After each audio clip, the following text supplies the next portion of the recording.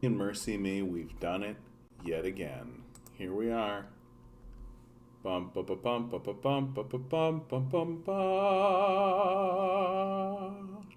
I'm feeling very zenned out, man. Over the last couple of days, I've actually started doing yoga again, which I highly recommend to everybody, right? Even if all you're doing is the sun salutations, which is all I've been doing. But it's good to get reconnected into your body, and it's good to get out of your head.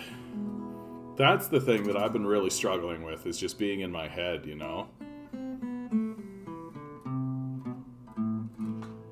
And I didn't even realize it, but like having done the yoga and having gone through the process, like I was like in a perpetual state of having a headache, and I can even feel it now. I've got like this perpetual headache going on, and it just kind of becomes normalized, you know, having this headache becomes like a normal thing that you're experiencing, right? That you have a pain in your consciousness or in your body that you just think is normal, and you think it's part of your lived experience, and you think it's part of who you are, and you don't even know that there's a problem that needs to get addressed, you know, because you've just like hummed it out. It's just become part of what you are. So I'm happy that I'm starting to do that. Get a little bit more. And honestly, I gotta recover from this COVID period. Just like everybody else, I got fat. Got fat. Hey Barnabas, how you doing? Gained a little bit of COVID weight, right? And hopefully I'll be able to drop on that. Maybe start moving this towards some working out, which would be nice. Wouldn't that be great, right? I could get all like ripped, become like Arnold. No, that's highly unlikely that that's going to happen, but... So while people kind of start coming into the chat, I think I'm going to play this one. I'm just in the mood for it. I heard there was a secret chord that David played, and it pleased the Lord, but you don't really care for music, do ya? Goes like this: the fourth, the fifth, the minor fall, and the major lift. Baffled king composing hallelujah, hallelujah, hallelujah, hallelujah.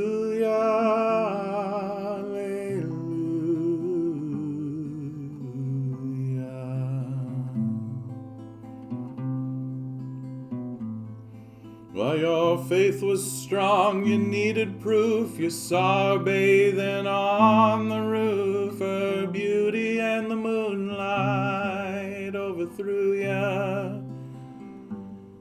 And she tied you to her kitchen chair. She broke your throat and cut your hair, and from her lips she drew a hallelujah, hallelujah.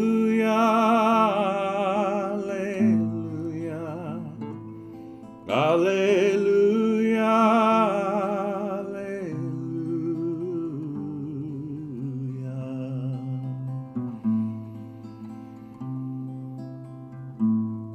Well, you say I took the name in vain, and I don't even know the name, and if I did, well, really, what's it to ya?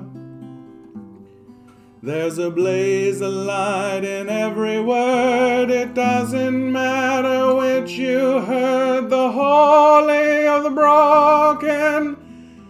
Hallelujah, hallelujah,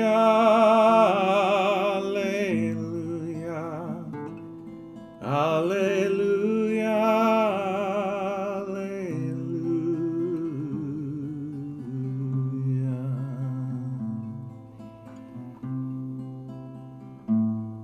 Now I tried my best, it wasn't enough. I couldn't feel, so I tried to touch. I told the truth, I didn't come to fool ya.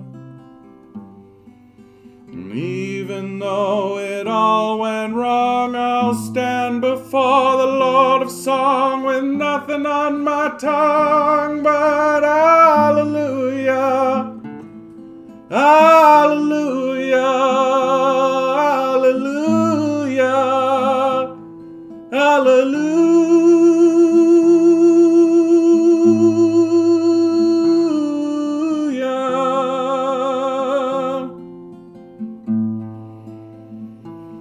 Hallelujah.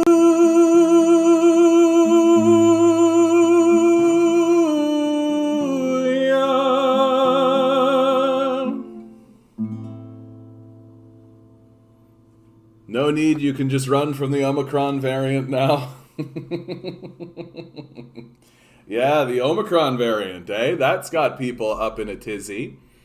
Well, let's quickly move on. Let's do the number draw, and then we'll move on to talking about the Omicron variant and talking about how our society is responding to it. So I'm going to go with a 7. I'm going with the divine number. Here we go for today's number. It's November 29, 2021. 10 balls. Anybody joining in? Each ball has a number. Got a 7. We got a 9. Hey, Mox, how you doing, bud? Good to see you. 1 through 10. Swirl the numbers. Swirl the numbers. Here we go. We got a 5 from Lonnie. Good to see you, Lonnie. Pick a number. Here we go. Here we go. Today's number is 1. 1. Should have known. Should have known. Right? Today. Well, better luck next time to all of us. Can we make it work? There's 4 participants. You know what? You're all number 1 to me. There. I did it. I did it.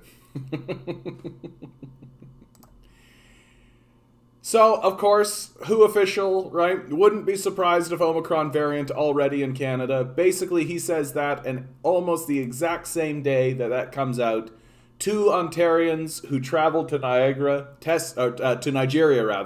test positive for Omicron COVID-19 variant. So there it is. It's already here. And that's just what we found, right? That's what we found, and we know that. So we know that the variant's here, right? It's likely already circulating. It's likely already going around. So all of this concern about the conservatives even the conservatives are losing their minds, being like, we need to cut off travel from the area and all that kind of stuff. Well, too little too late, guys. Too little too late. This is why we call conservatives reactionaries, right? All they're doing is just reacting to stimuli that's going around them. They have no plans. They have no ideas. They refuse to even look to tomorrow. They don't really care to know anything about what's going on. All they want to do is react to what's happening. This is a trap that you can fall for if you begin to believe that you are the most powerful thing. Like, if you believe that you're the most powerful thing out there, then you can start to believe that, oh, well, I've got the biggest stick, so when a problem arises, I can just whack it down, and I can just keep marching forward with that. We are seeing in full-blooded, full-throated ways the natural outcome of the capitalist death cult's refusal to act seriously.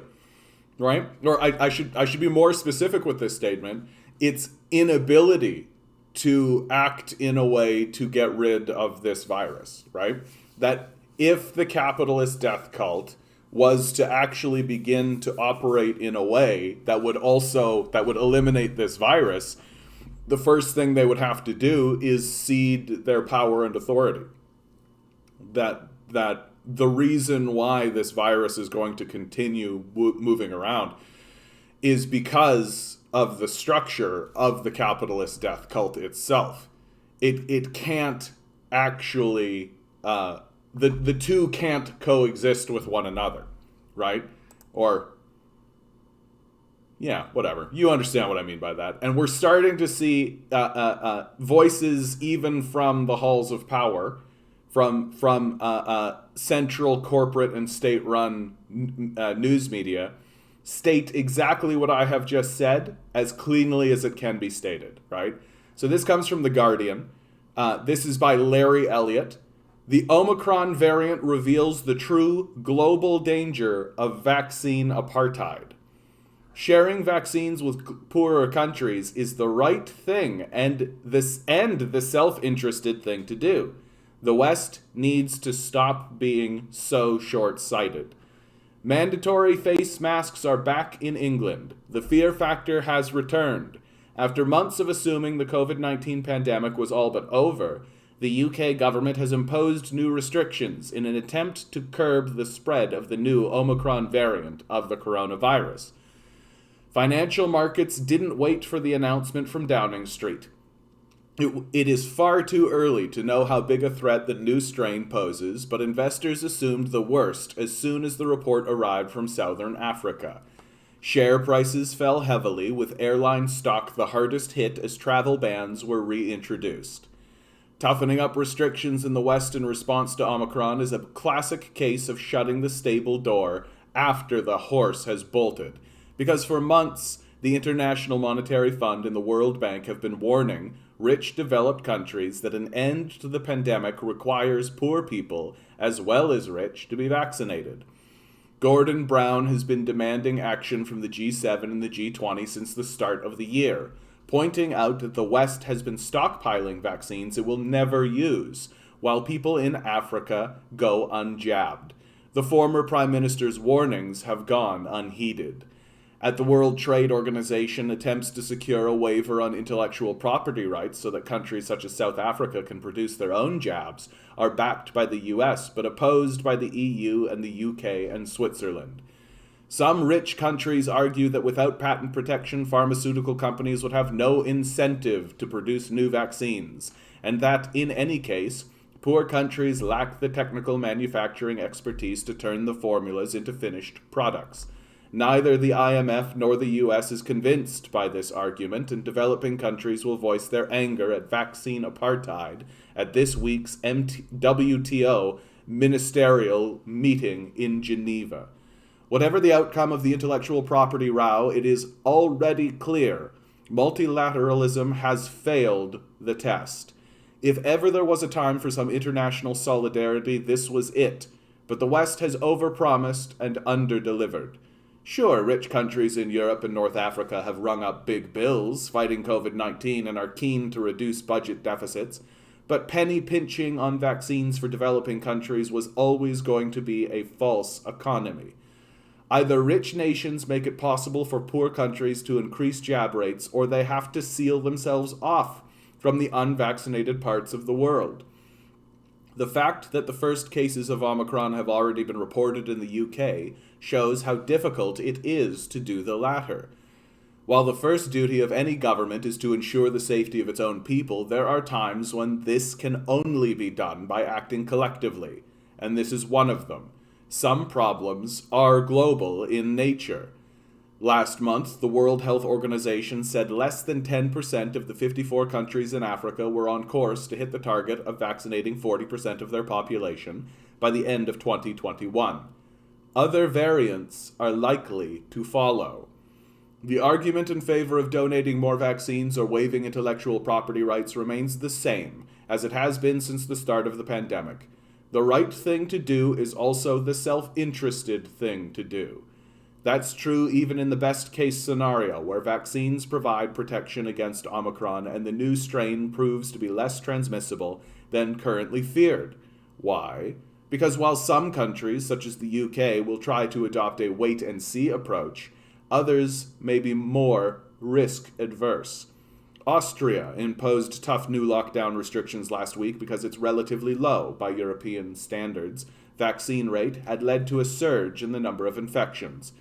China, far more important to the global economy than Austria, tends to have a zero-tolerance approach to COVID and could decide to close factories and ports, thereby adding to already acute supply chain bottlenecks. The dilemma facing central banks will intensify. On one hand, additional inflationary pressure will make the case for higher interest rates stronger. On the other, the possibility that demand will weaken as consumers and businesses grow more cautious would justify doing nothing. The Bank of England's Monetary Policy Committee receives briefings from Chris Whitty, the government's chief medical officer, and in the short term, what he says about the health implications of Omicron could be as important as any piece of economic data in determining what happens to borrowing costs. And this is just the best case scenario. In the worst case, the new variant spreads quickly and vaccines offer only limited protection. Infection rates rise and governments feel obliged to once again impose restrictions on economic activity.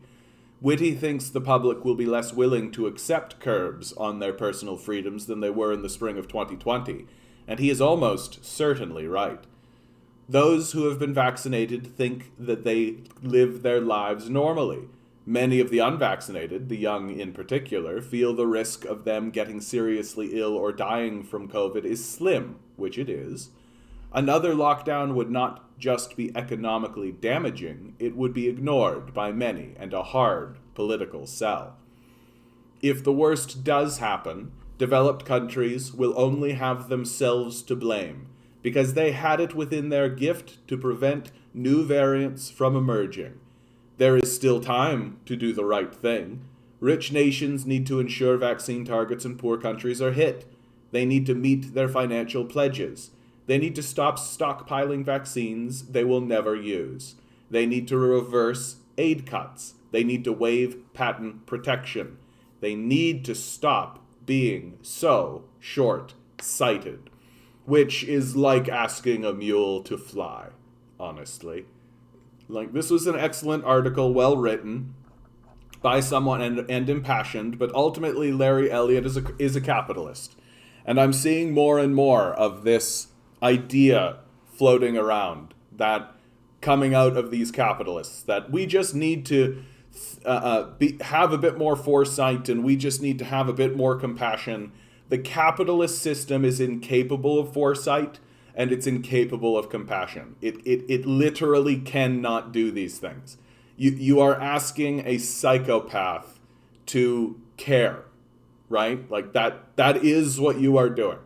So what we are beginning to see, right? And of course he's peppering in all of this economics speech and all of this economics talk within this article. But it's as utopian as anything the communists have ever been accused of, right? You literally cannot get capitalists to act in this way. They're not going to just give away these vaccines. They would much rather just let the vaccines expire and die than give them away for free, right? Like that, and that's embedded in the structure of capitalism. So a man like Larry Elliott is already admitting in public, in one of the major newspapers, in one of the major world newspapers, that there are going to be more variants. It is going to happen. And how is the capitalist death cult actually responding, right? Hedge fund investor who made $2.6 billion on pandemic trades says Omicron could be bullish for stock market. This is from Market Watch by Mark DeCambra. Bill Ackman, who runs Perishing Square Capital, is known for his lucrative COVID wager. Hedge fund luminary Bill Ackman over the weekend said the new Omicron variant of the coronavirus that causes COVID-19 could be bullish for stocks if it proves to result in mild to moderate symptoms of those who catch it. So, and literally you go through this. It's quite short. The discovery of the variant resulted in one of the worst Black Friday trading sessions in recent memory, with the Dow Jones Industrial Average, the S&P 500 Index, and the NASDAQ all tumbling by at least 2%. But Ackman's comments suggest that investors' knee-jerk response may have been an overreaction. Bonds yield on Friday also fell as prices for government debt saw a rush to the perceived safety of treasuries on the back of fresh concerns about new restrictions. So they're speaking about COVID strictly monetarily, right? That they don't actually care about the result to human health. They don't actually care. And in fact, from their perspective, that is the perspective of hedge fund billionaires and the like, for them, it's just a matter of how do we make money. And they are positioning themselves so that as a new variant appears, which is a certainty given their inaction and and the inability of the poor nations to actually be vaccinated, They're simply going to position themselves to maximize profits for themselves as this virus kills as many people as it will, right? As it causes problems, as it does all of the issues. And it's the same kind of psychosis that surrounds the climate change conversation. That they're so arrogant and detached that they don't actually see how this is a threat to themselves. They believe that they will be spared. There's a famous Edgar Allan Poe poem whose name is eluding me, but it's all about during the plague, the wealthy are eating their food off in their wealthy palaces, believing that they are immune from the plague, while withholding the poor and keeping them out. And the play, it's all about how the plague starts to infect and starts to come into the household, and how deluded and detached and incapable of dealing with it the wealthy were. We are going to see exactly that story play out. That as from everything I've read about Omicron, it's more contagious, but just as deadly.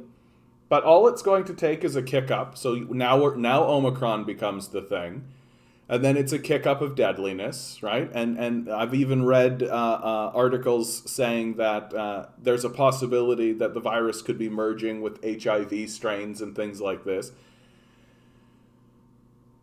And it is something of a matter of time at this point. Like, I really don't want to be a doomer.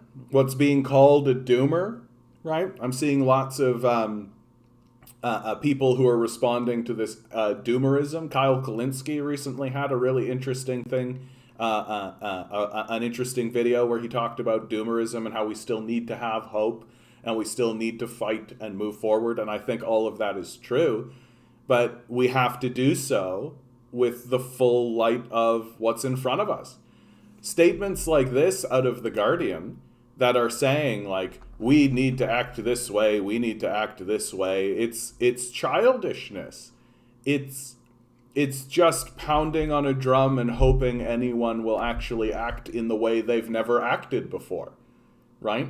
In what observable, evidence-based, materialist analysis of any capitalist society have the capitalists ever attempted to meet their pledges, right? Capitalists always lie. They will tell you what you need to hear in order to move forward, and then they will betray you. That's all they've ever done, and it's all they'll continue to do. This idea that they're not going to hoard resources and that they're going to share their resources. When has a capitalist nation ever done this? Capitalists will literally go into other people's nations, blow them up, and steal their resources in order to hoard them specifically. And then the citizens of that nation will say capitalism's the best system because we're so rich. Like, completely sidestepping and ignoring the fact that, yeah, you got rich because you literally committed a genocide against these people. Right? They need to reverse aid cuts. Since when have capitalists ever done this? They need to waive patent protection. Like, what are you talking about? Right? Like, what are you talking about? They're never going to act this way. We are at a point now. And like, Omicron is going to hit, and then it's going to be another one, and then it's going to be another one, and it's just going to be wave after wave after wave of it. And the populace is going to get exhausted with it, right? The populace is going to get to a point where they just stop participating in this idea that there's going to be lockdowns, especially here in North America, where the lockdowns are so poorly done in the first place, right? Like, I genuinely do believe that if we had have been put into a proper lockdown in the first place, that if everything had have been shut down and put into a lockdown state, forget about these restrictions, but an actual lockdown, and we had a better idea as to what that actually looked like, I think people would be more willing to participate in such a thing. But the reality is that we all intrinsically know that these lockdowns are a farce. Like, we all know. Like, all the like plexiglass and all of the plastic and all of the like barriers and the separation and all of this, we know it's performative. We know it's performative. And we're getting tired of that. That the mask will likely persist because the mask actually is the thing that's working, right? We all know that. We all know that the mask is working, and we know it's actually having a profound change on how our society works. And we know that there are the flu vaccine, the flu, for example, has been diminished considerably. Oh, come on now. It'd be so good if I had that at my fingertips. Oh, well. For example, we know that the flu has been diminished considerably because of what's going on. There have been significantly less cases of the flu because of wearing these masks and basic health and safety procedures, right? So we know it works, but the population is going to stop participating in regards to, oh, you can't gather, go fuck yourselves. That's what's going to start happening. And politicians are going to have to start basically saying, like, okay, are we actually going to send in like police forces? Are we actually going to do this? And the reason why that's all happening is because the populace has lost faith in their ruling bodies. Like a person like Doug Ford, for example, right, and the conservatives here have no credibility whatsoever. Like even his own base is not going to listen to him.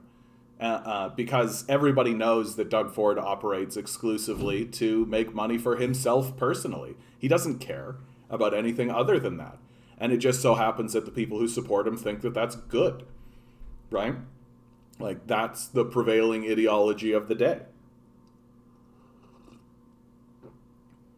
And that's something I've been thinking about a lot recently. My most recent video that I actually uploaded right before the show is specifically about this. What do we do about the fact that we now don't have an ideology, right? We literally don't have a prevailing ideology anymore.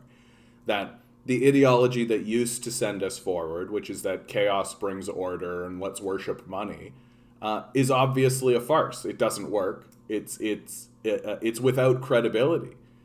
And it seems as though no one is able to stand up and actually say, well, what ideology should we use now? Like, what should we actually believe and what should we actually think? That if the worship of money is not what's going to get us forward, then what is going to get us forward? And I do believe it's going to take us back to some base fundamentals. We're going to become a very basic culture. We're going to become very basic because we have to. I'm not saying that because I think it's bad. I'm saying that because I think we have to. That basic things like care about one another, right? Basic things like make sure everyone has food and shelter. Like these intrinsically basic things. With an understanding that the people who say that those things are bad are literally evil, like as evil as the Nazis. Like we're going to have to get to that kind of a level of simplicity in our thinking, because we're going to run out of road in regards to how nuanced we can be in our society. That it is going to get to the point where, like, oh, the people who are saying no, you have to enslave yourself for food and shelter are going to be consigning people to death. That it's not going to be as it was throughout the 90s and the 2000s to the modern age, where that was just consigning people to this kind of a half-life where they were selling themselves into a market and then also needing support systems and all of this, and then having no time for themselves. So they're living kind of as a ghoul might live, or in the thrall of a vampire state, where they're technically alive, but they have no life that they could describe as their own, right? Even that is going to go away. That this sort of miserable, non-existent existence is going to go away, and people who are abandoned by the capitalist death cult are going to be consigned to death. But that is what it's going to look like. And fortunately, here in Canada, we do have some degree of support systems. I myself am a beneficiary of those support systems, but even those are beginning to get stripped away. And they're being stripped away for exactly the reason that this fellow here, Larry Elliott, says they're going to be stripped away, which is, we're looking to balance the budget, right? These sorts of hack neoliberal false statements of how an economy actually works.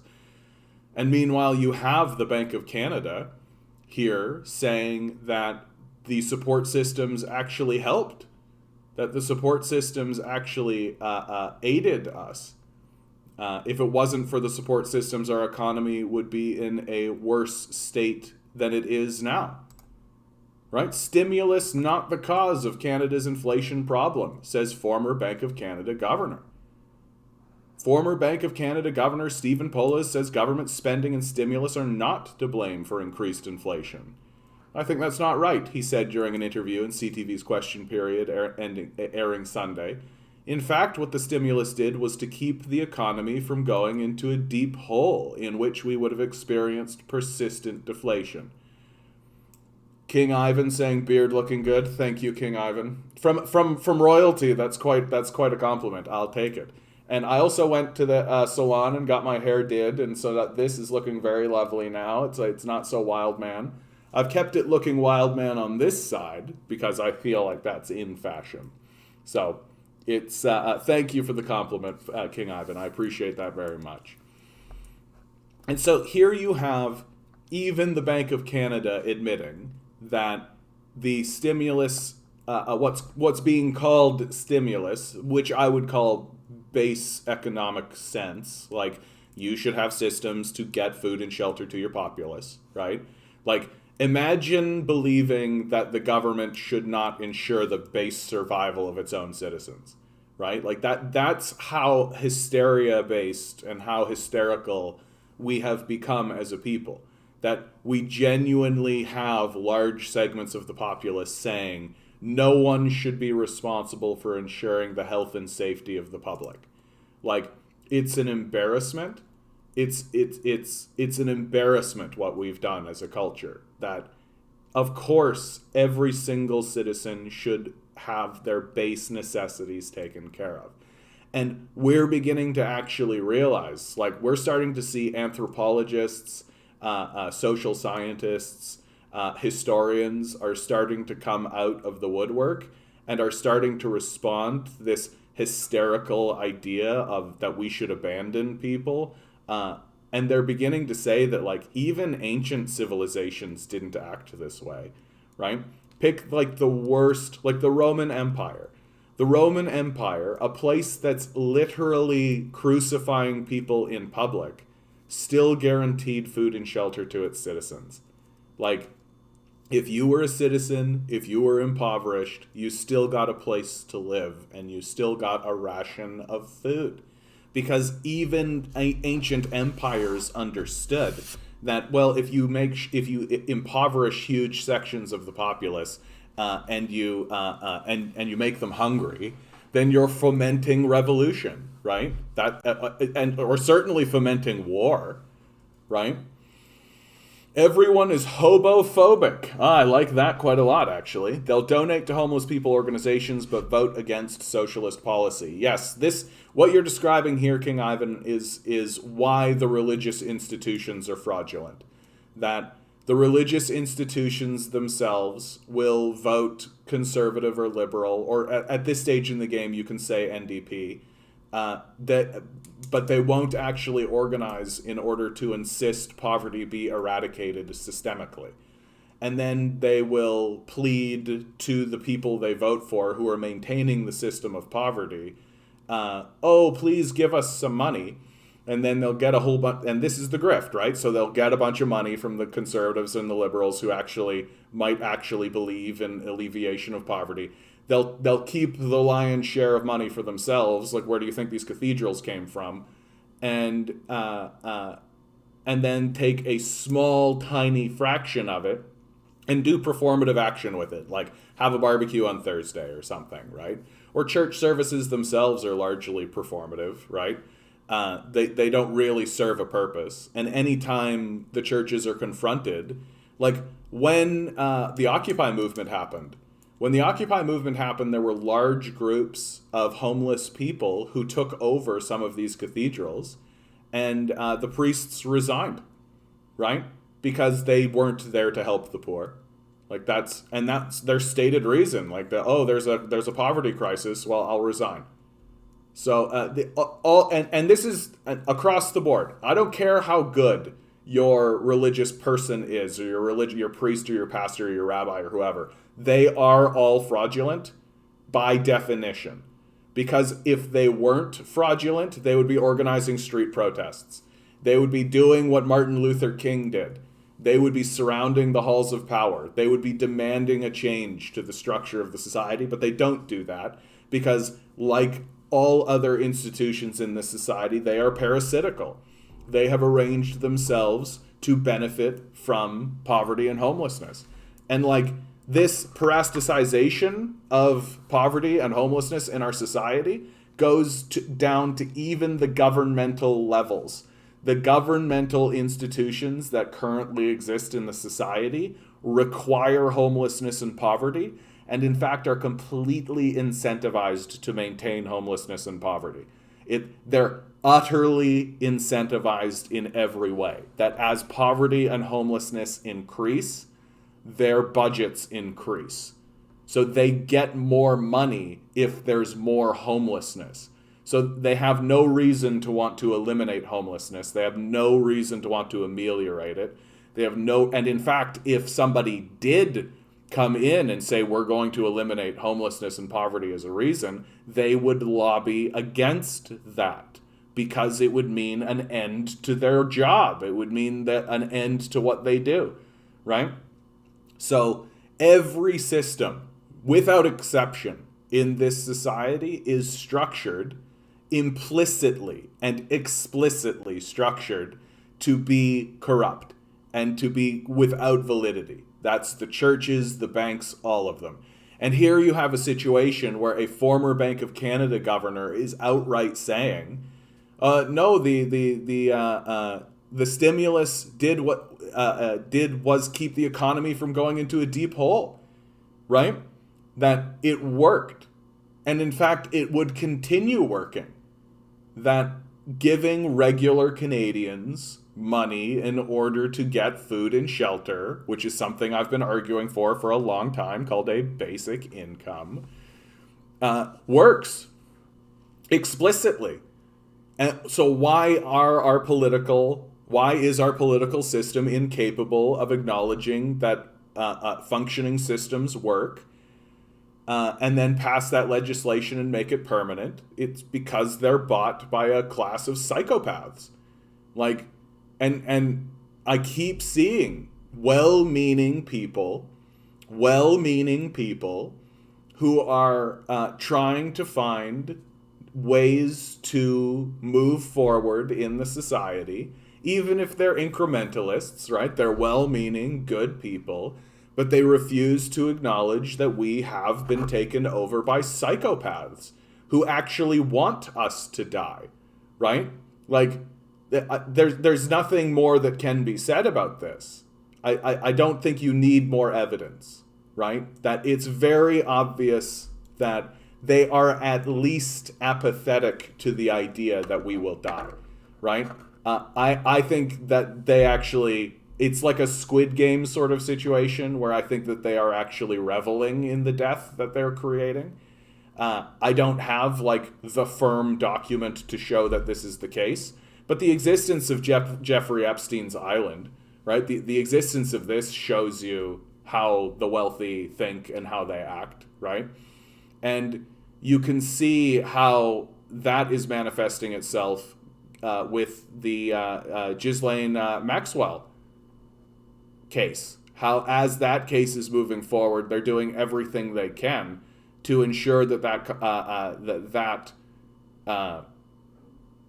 case is tried behind closed doors, that they can't actually, that information is not going to get out into the public. They are doing everything they can to make sure that we know as little as possible about that situation, because that situation is cracking open the door into how the wealthy actually are, right? How they think, how they operate, what they actually do, right? How did I feel about the Rittenhouse trial? I mean, it really shows that America has two legal systems, and the idea that, like, honestly, the idea that the legal system in America is anything except completely performative bears out with the Rittenhouse case. That, like, if Rittenhouse was black, he would have been tried in a day, right? If he even made it to trial. But because he's a white boy, right, he can cross state lines with a loaded weapon, with the intention to use it, and declare self-defense.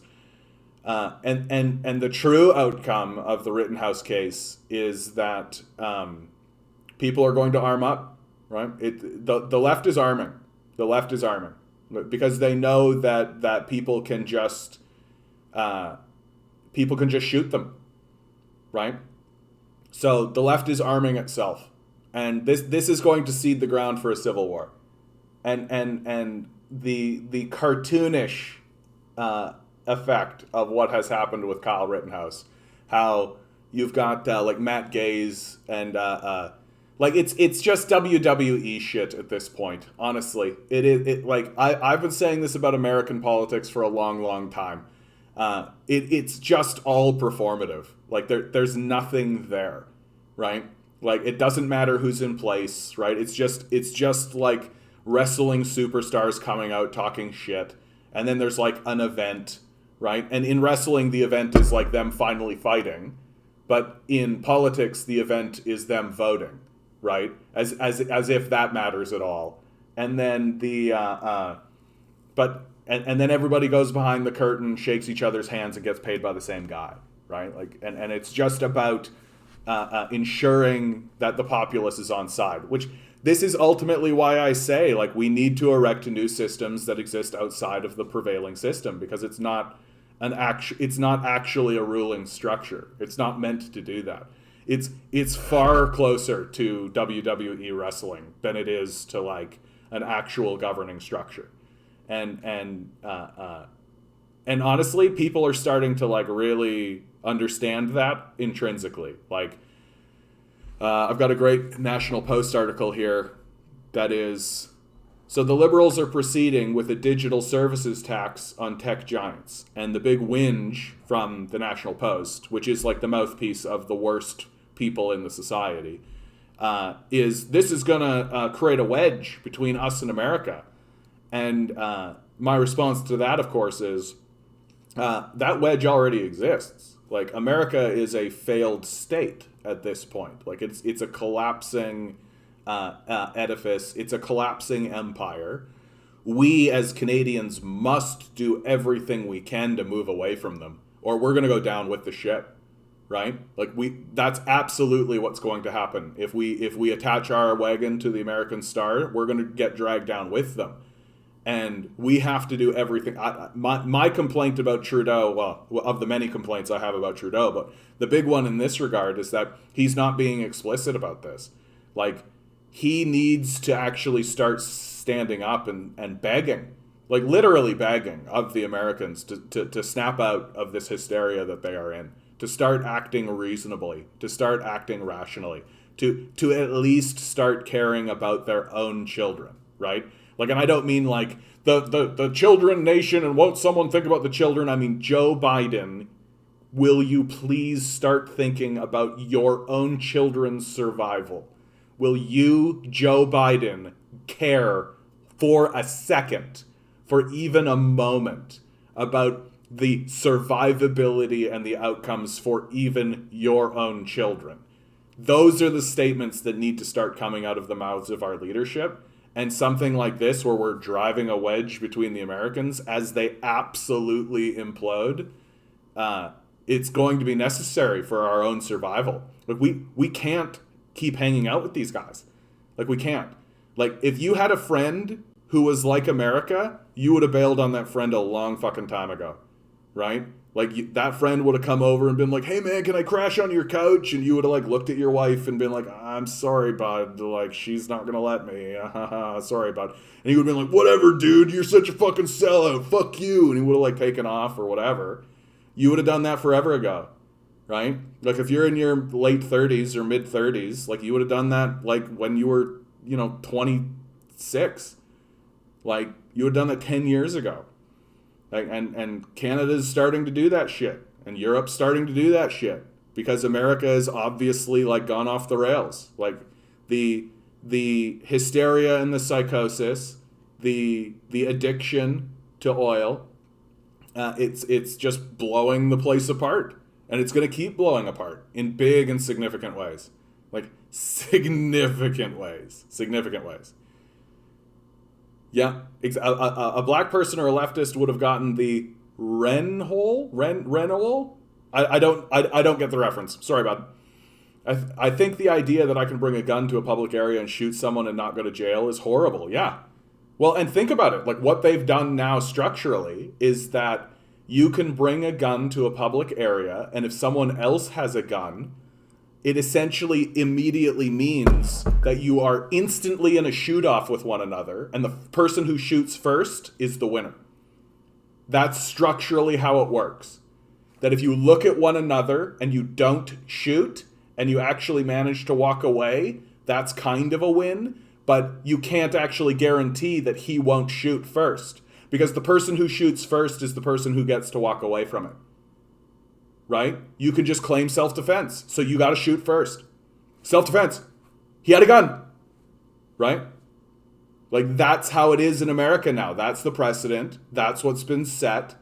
That if two people, if I have a gun and I see that he has a gun, I shoot him. And I have to. Because if he shoots me, he gets to walk. And in fact, he becomes a hero. Right? Like Kyle Rittenhouse is now a hero. He's like a national star. And so you have to shoot at one another. You're in a shootout situation. Structurally, the state has insisted that that is the case. It's madness. It's madness. Like, it's madness. And what's crazy is that you're actually having a lot of United States veterans coming out, people who have actually been in battle and been in warfare. And they've straight out said that if they acted the way that Kyle Rittenhouse acted, they'd be decommissioned. like it's insanity. Like it's a hysteria is what we are experiencing. And I've been saying this all along. I've been getting more insistent that this is the case. It is a hysteria what is happening. That we are caught in a hysteria as bad as the Salem witch trials, or like the American Gold Rush, right? Like literally we're walking around this place trying to find witches. Like that's the level of the hysteria that we are caught in. And things like Rittenhouse is just one of the outcomes of the hysteria that we are caught in. He wouldn't have survived the night. He's got a weapon when he went across state lines. Yeah, like I think that's worse is he could have walked in a gun shop and walk out with one. Yeah, that's part of the hysteria, right? That a kid can't walk into a beer store and get beer. I remember there was this kid who did exactly that. He walked into beer stores being like, "Hey, can I have beer?" And people like laughed at him. They were like, "No, haha, silly kid, you can't have beer. Why are you even asking? Ho ho ho!" Then he walked across the street. Like not going to a new area or anything. Literally, there's the gun store across the street. Walked into the gun store, walked out with a shotgun. Like nobody being like, ho ho ho, what a ho ho ho ho. None of that. Like that's a mass hysteria. That everybody's just going along with that, right? Like that is a hysteria. And things like what's going on with the Medicare system. Right? As much as you want, as we can blame the powerful, and like you can blame powerful interests, right? The NRA in terms of guns, the medical industrial complex in terms of what's going on with the healthcare system in America, sure, but like people are still going along with it, right? The populace is still going along with it, and if they wanted that to stop, they could make it stop. It would actually be fairly straightforward, right? Like, surround the halls of power, mass strikes, end this garbage. Just end this garbage, right? I am to a point now that I am outright saying that what needs to be done and what my intention is with this channel, I'm being as upfront as I possibly can be, is that we have to erect alternative systems of power, create our own constitutions, and eventually have enough people support that the old system dies. Like, it is without credibility. We cannot funnel power into it. It is so without credibility, it is so incredulous, it is so corrupted that even attempting to interact with it corrupts instantly, because it is such a corrupted and false system. We need to erect alternative constitutions, like when the Americans had the American Revolution and did the Declaration of Independence and drew up the Constitution, they didn't attempt to reform the British Constitution. They didn't attempt to reform the British system of governance. They threw it out and built their own system, and we have to do the same. That we have no alternative. Like, that's the reality. There is no alternative. That if we attempt to interact with the system, we'll just end up like AOC or Bernie, just like, yeah, Medicare for all. Worthless. Like, it doesn't mean anything. Like, who cares? Like, who cares what they think? They're just another WWE character, right? That they can't all just be corporations are good, because then you don't have a story, right? You need foils. There need to be antagonists and protagonists, right? And someone like AOC is the perfect protagonist. She's perfect. Right? She's young, she's spicy, she's well-spoken, she says all the right things, and then she does what you want, and then you pay her. Right? Perfect. She's perfect. And she's just part of the WWE structure. She's just the socialist, right? Like, that's her name. Like, just imagine like AOC standing there, but with like a cape on and like a glittery like spandex suit, right? With like an S on it. Hell, give her the hammer and sickle. Call her the communist, and she'd wear like a thing like this, and then she would come in and be like, I'm going to fight for the rights of the workers, and like elbow drop like Matt Gaetz or something, right? Like, that's essentially what you're watching. It's performative WWE wrestling. And this idea that we're going to like elect people into the halls of power and then take it over and all that kind of stuff, that's total bullshit. It's absolutely incredulous bullshit. It's never worked that way. Ever. Like, ever. And the people who are believing that, like, yeah, the squad, sure, it's small now, but it'll grow, and then it'll kind of... No, it won't. Like, sure, maybe the squad will grow and, like, all that kind of stuff, but you think the squad's not bought? Like, you think the squad works for the interests of the people? Weird. Like, I think that's just strange to believe that that's the case. Like, the only way these people have ever responded to the will of the populace is when the halls of power have been surrounded. And that includes as recently as the infrastructure bill, by the way. Right? It wasn't until Joe Manchin had people surrounding his boat, had people literally hounding him, literally chanting slogans at him as he was walking from his car to his job, that the infrastructure bill actually got passed finally. Right?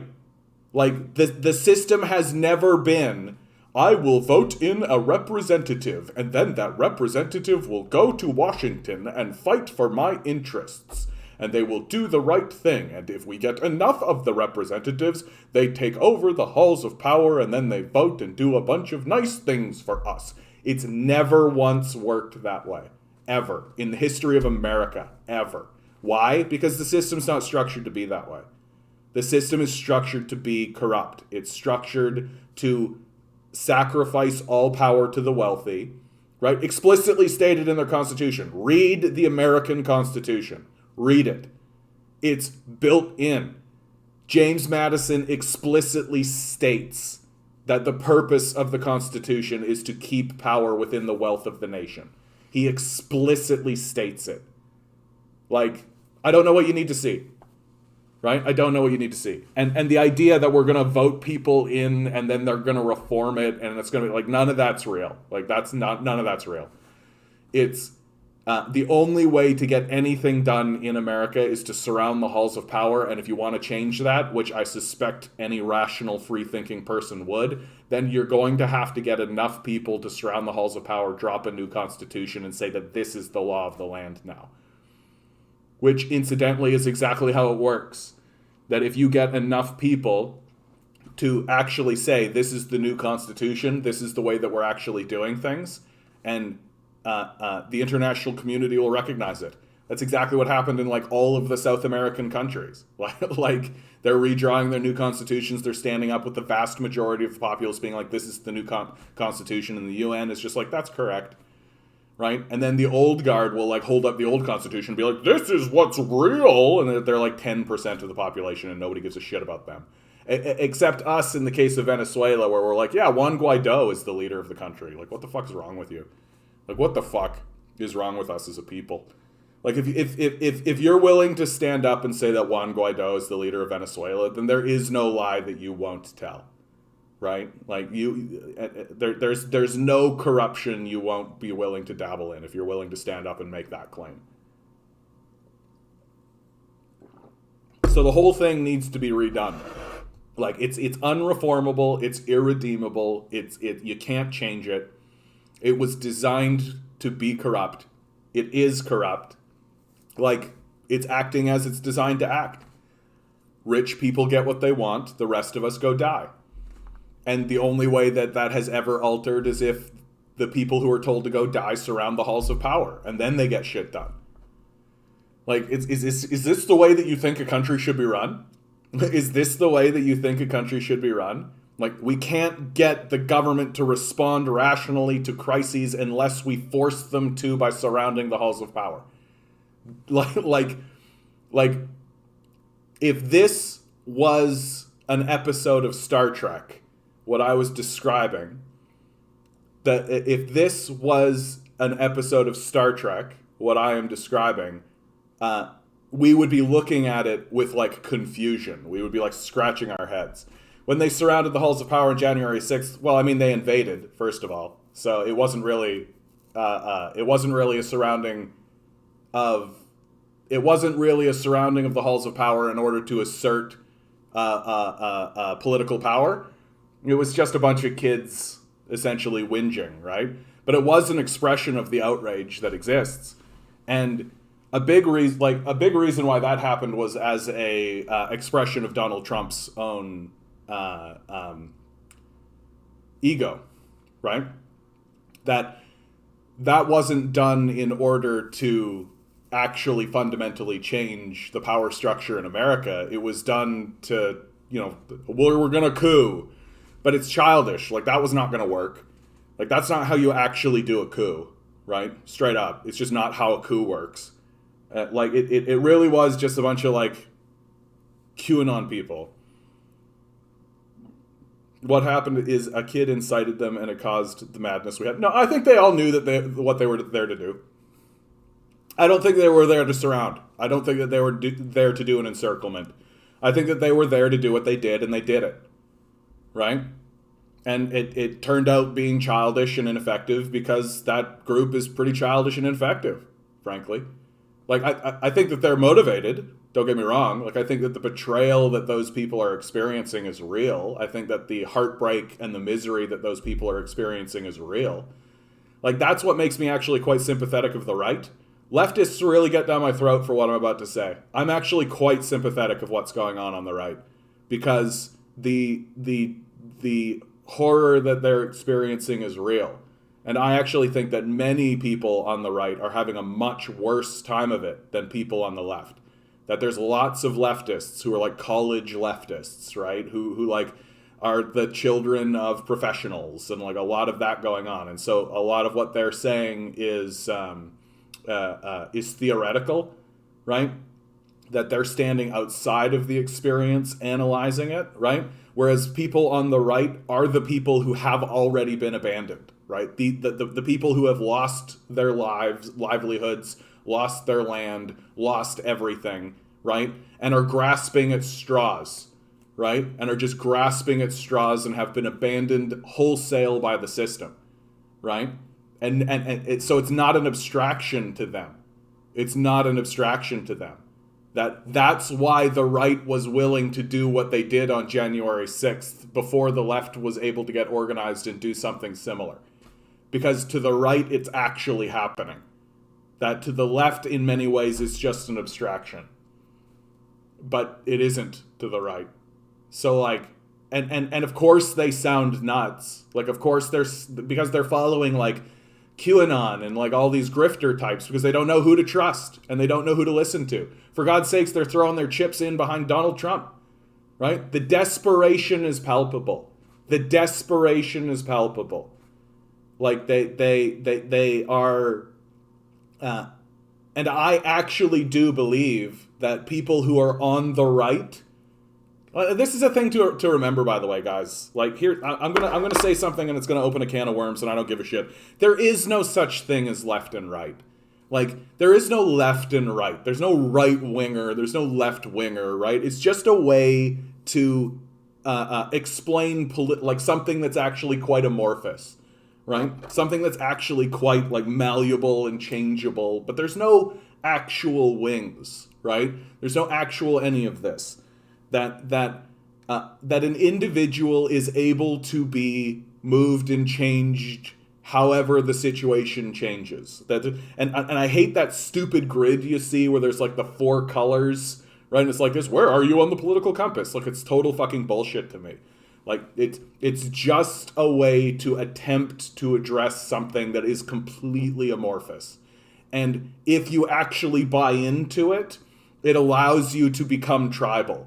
Right? I am on the right and you are on the left. Therefore, we fight. Right? And it's just not how it is. And so lots of these like right-wingers, lots of these people who are Trump supporters, there's maybe a better way of saying it. Lots of these people who are Trump supporters, like you could grab them over. Like somebody like Bernie Sanders, like you could grab them over.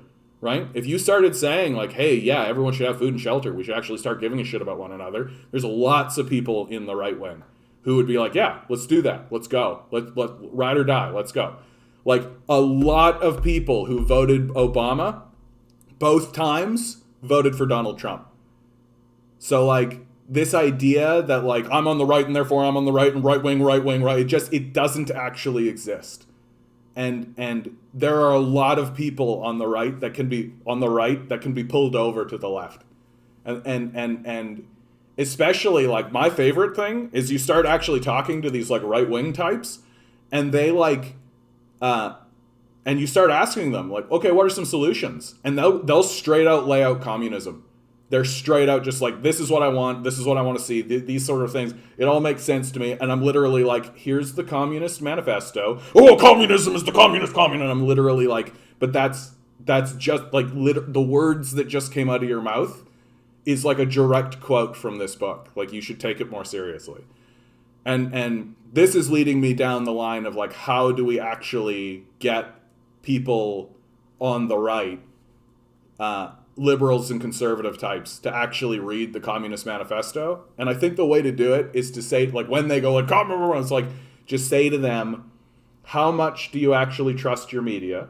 And then when they say like 0, I've never had anybody go higher than 5, right? Everybody is like 5 or less. Then you just say to them like, why do you believe what they have to say in regards to communism then? Like, it sounds like reefer madness to me. Sounds like, you know, when we banned a plant while smoking a different plant, you know? Like, it just sounds like this hysteria that's taken over. And if you actually give this thing a read, you're going to find that you ally with it very closely. And it works, and they do.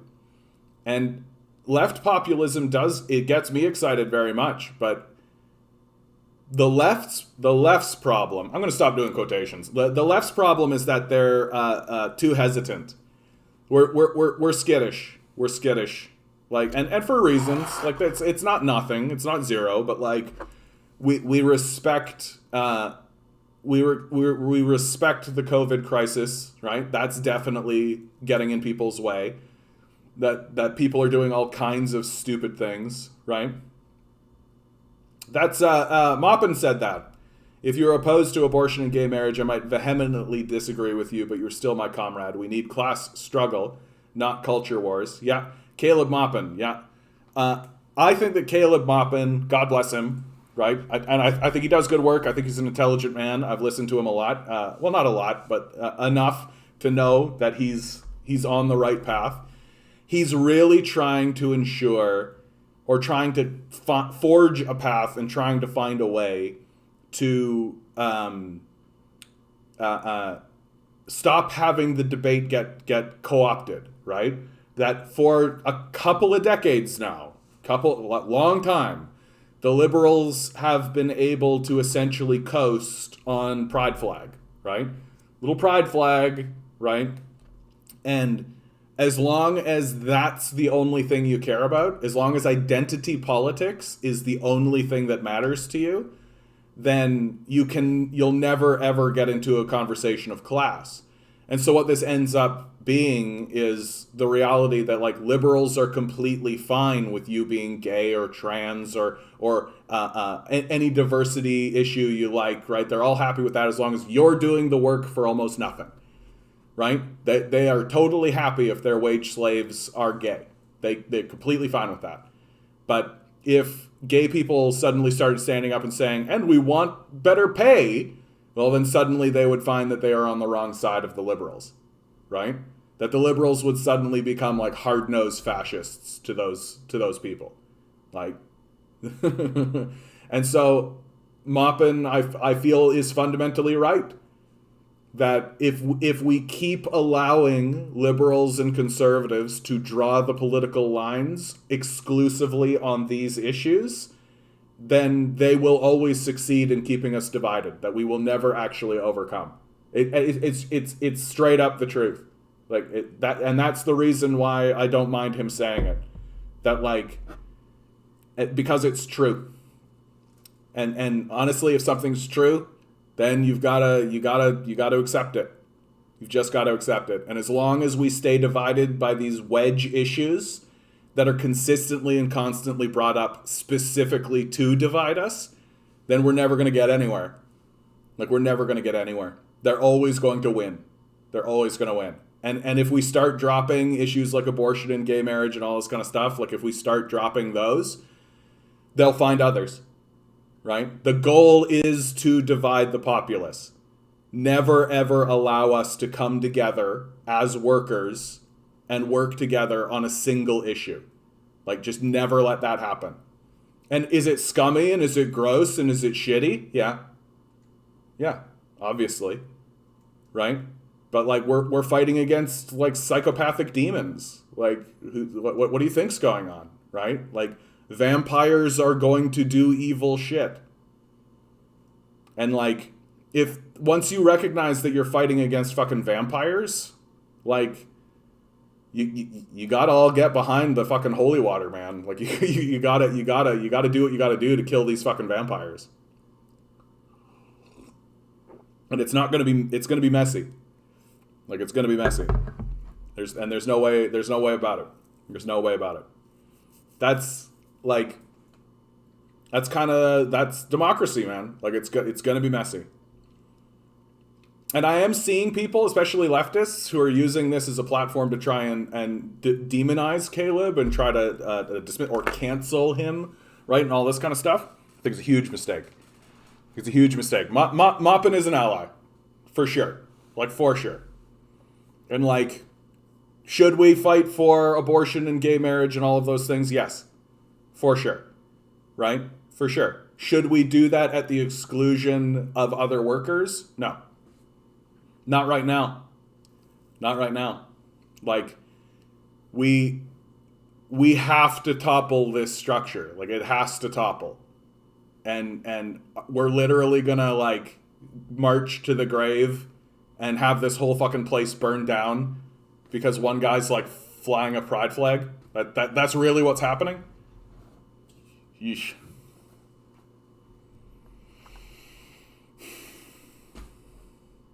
What a time to be alive, eh? Like, what a fucking time to be alive. I'm trying so hard. I was talking to my brother the other day. He's been in politics his whole life in Manitoba. And that's what he was saying. He's just like, man, it's exciting. Like, this is exciting. Like, it's crazy. It's strange. Like, crazy shit's happening all the time. But it's like, I'd rather be living through this period of time than through a period of time where we're all like checking boxes and like just trying to. And I kind of looked at him and I said, like, you're only saying that because you're the one checking the boxes. Like, I could do for a little bit more stability, honestly. And like, that stability is unlikely to come from the prevailing system, right? That system is unlikely. It's very unlikely that we are going to have stability occur from the capitalist system. Because the capitalist system, first of all, was never designed to bring stability, right? That's never what it was designed to do. And then on top of that, like, it's collapsing. So not only is it never intended to bring stability, it's in the midst of its greatest turmoil. So it's obviously going to collapse.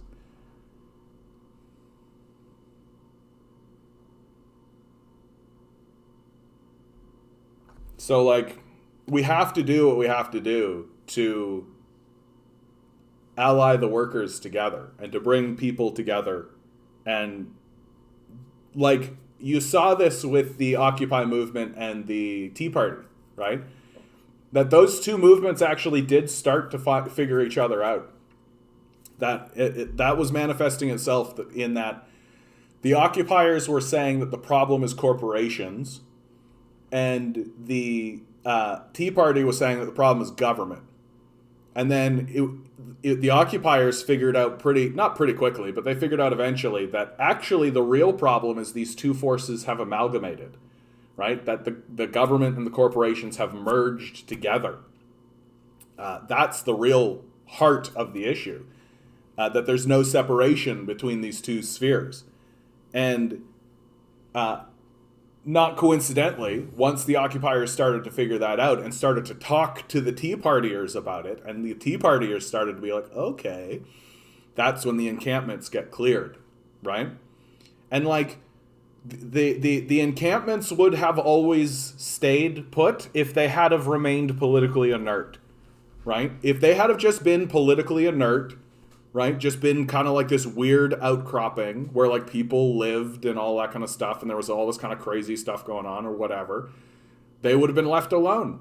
But it's once they start to become politically dangerous, right? And their refusal to become Democrats, along with this beginning to merge an understanding with another organization that actually was interested in gaining power. Like, we remember how the Tea Party became part of the Republican Party, and actually took the Republican Party over to a degree. Like, if that had have occurred, like, and if the occupiers had have actually clicked in and they all had have actually taken over the Republican Party, right? That could have like fundamentally changed how things actually worked. But so once that started to happen, the Obama administration cleared the encampments. Like, that's what I saw. And once the encampments were clear, the Occupy movement essentially died off. Having done a cultural shift, but because it had no like actual organizational structure to it. And it really goes to show you why anarchist ideas don't end up working in the end. Because the idea that, like, you need a central organizational force. You need something that everyone looks at and goes, that's the structure, here's the decision-making apparatus, right? Here's how we all come together, we make decisions and all this kind of stuff. And if the Occupy encampments had have had something like that, then when they got cleared out, they could have kept operating, right? Sure, they got cleared, but you still have the organizational structure. Those people can still get together, they can still make decisions, right? And the people who want to engage with it can. So the clearing of the encampments would have been devastating, as they were, certainly, but they wouldn't have killed the whole movement. It wouldn't have been the end of the Occupy movement.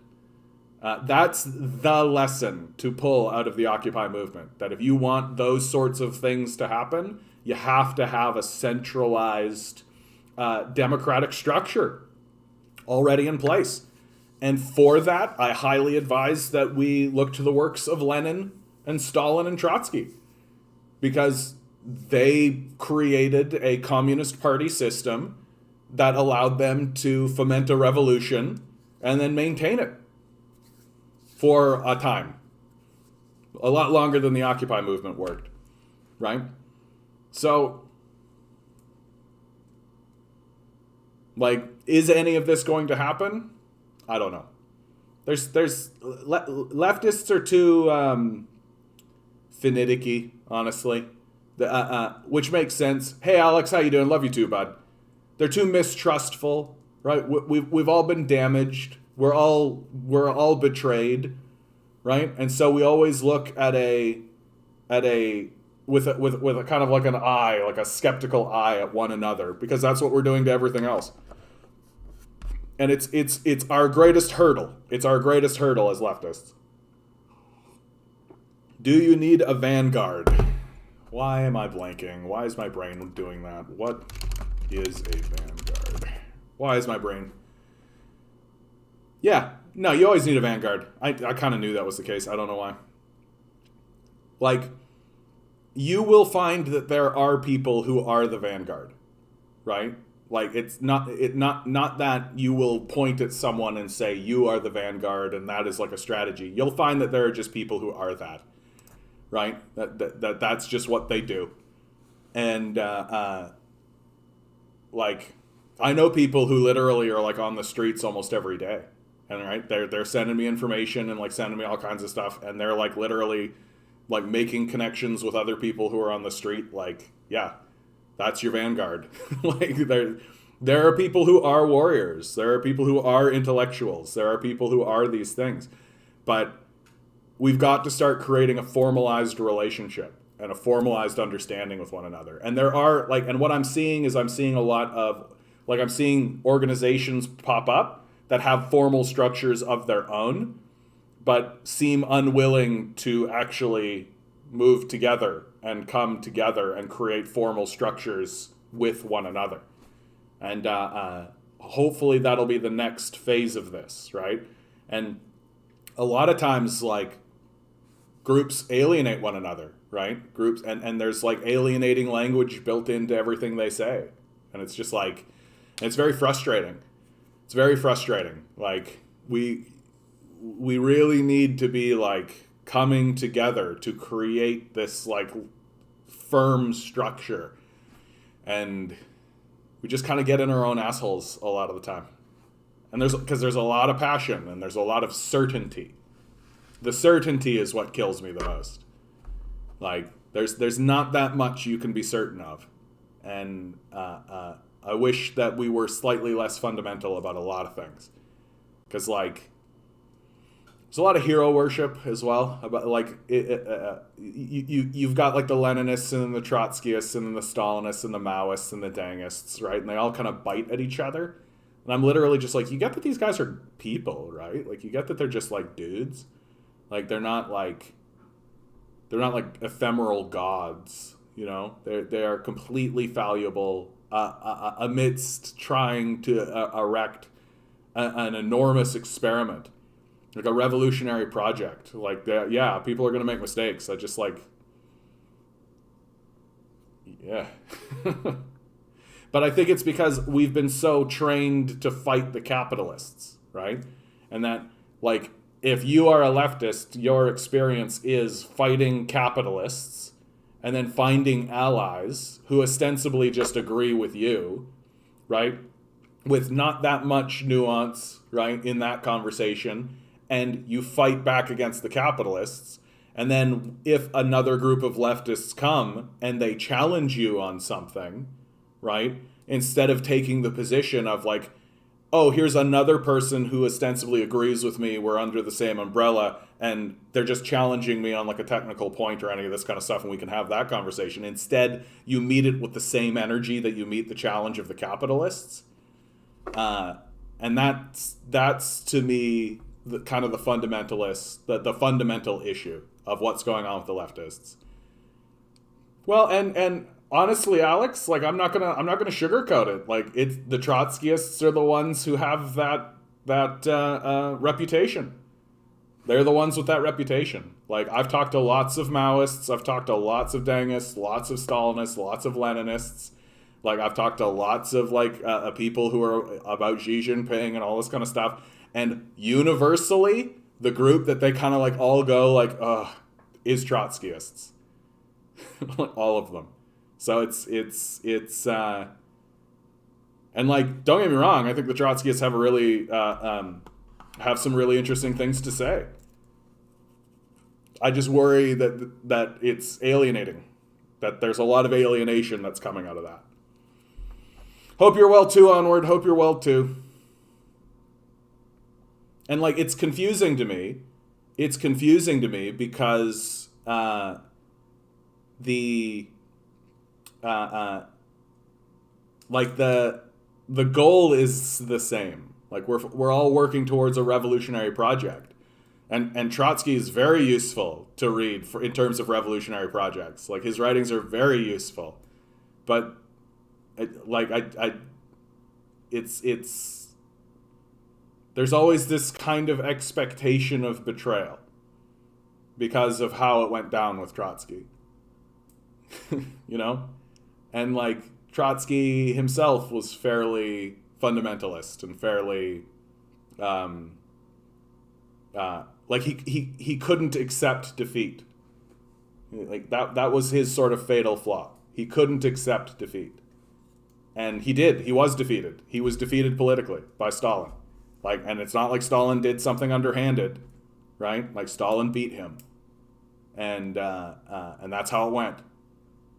And I think one of the great tragedies of the entire communist movement is that Trotsky and Stalin and the Communist Party never were able to reconcile those differences. And if they could have, I think the whole thing would have been so much better. It would have been much more powerful. To the degree where it could have persisted. It might have even persisted through the death of Stalin. That Trotsky could have been an enormous ally to Stalin, right? Like his perception and the way he viewed the world, it could have been very, very useful. But I think that they were both very larger than life characters. They both had a lot of ego going on. So anyway, that's enough of the Trotskyist stuff. That's enough of that. Because again, like I think that the Trotskyists are exactly in the right spot. That a revolutionary vanguard, like all that kind of stuff, absolutely. It's what we need. It's what we should be doing.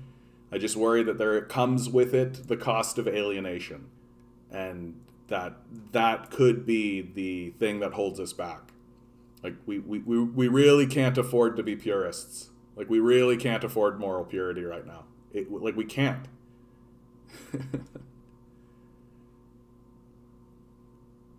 Ego, they should have meditated more. I mean, they were warriors, man. Like that's really what it comes down to. Like Lenin, Stalin, Trotsky, all those guys, they were warriors. They were fighters. Like it's unsurprising that it went down the way that it went down. It would have been nice if they had we should do more yoga and like find peace and like all that kind of stuff. But like, they were fucking warriors, man. Like they were robbing trains. Like Trotsky was the leader of the military. Like Stalin was literally like robbing people, and like all of them went to fucking Serbia or Siberia at one point or another, right? Like it was they were fucking grinding into a revolutionary project, and they did it.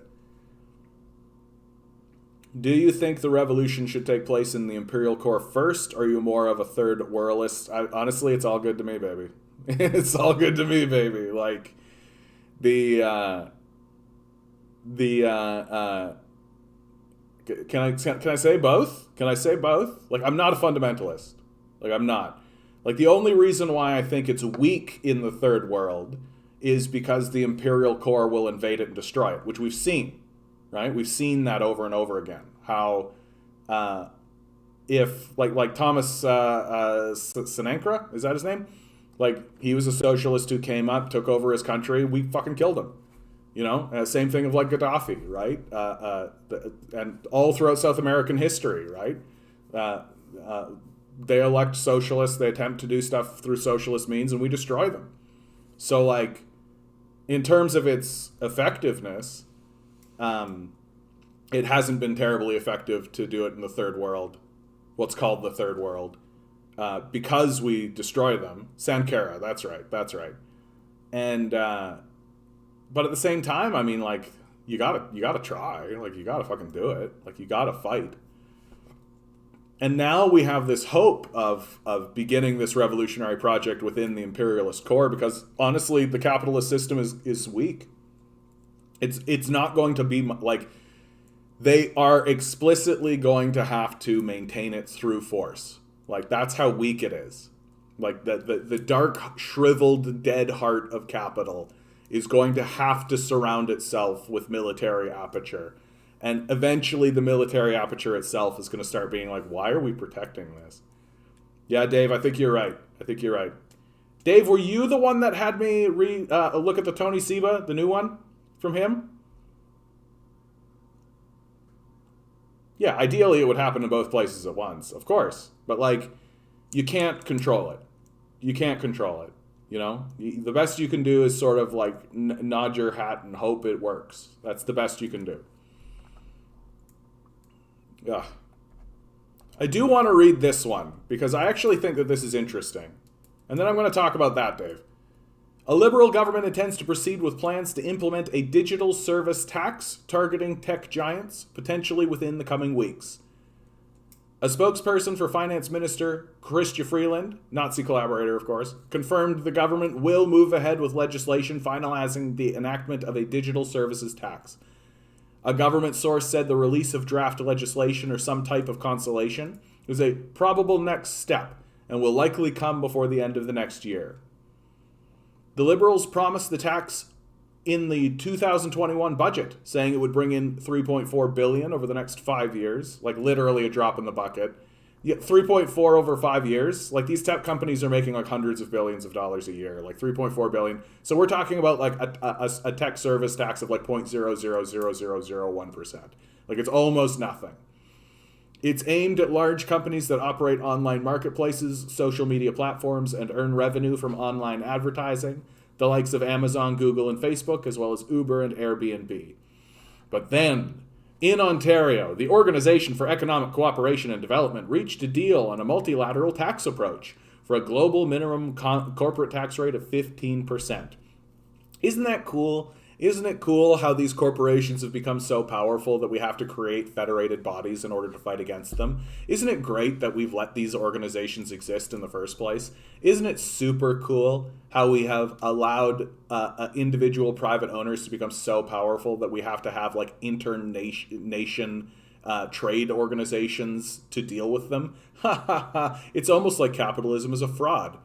The largest and most profitable global companies will have to pay some taxes in countries where they operate, even if they're not physically present in the country. As part of the agreement, countries agreed to delay any moves to implement a unilateral tax for 2 years. Canada said it would postpone a tax, which will only go into effect if the multilateral OECD tax isn't in place by 2024. While the tax wouldn't be payable until 2024, it would be retroactive to 2022. Leaving the big tech companies with a tax bill of more than $100 billion. Oh no! Like, these guys are making like $100 billion. Like shut up. Like, it's so fucking embarrassing. Like, it annoys me when these companies don't state that. Like, here's how much money these places make. A tax of $1 billion if you're making $200 billion is fucking nothing. Like, it's just almost irrelevant. Like, who cares? Canada's priority and preference has always been multilateral agreement, Freeland spokesperson Adrian Voplis said, but the government is going ahead with the legislation for a unilateral DST to ensure Canadians' interests are protected. This statement, ensure Canadian interests are protected, is exactly right. Like, it's highly unlikely that a multilateral agreement will actually get put through. And the reason why it's highly unlikely is because of how schizophrenic the United States is. Like, the United States is schizophrenic. They either elect like duplicitous salesmen who tell you smooth but boring lies while looking like statesmen, and then work on behalf of the psychopathic corporate death cult, or people like Donald Trump. There's your choices, right? That's America for you, baby. Like, yeah, you got to stop working with that. Like, you have to, right? Like, you have to. You can't. You certainly can't. Like, you can't push your chips in on this. You can't look at these guys and be like, yeah, we're gonna double down with that.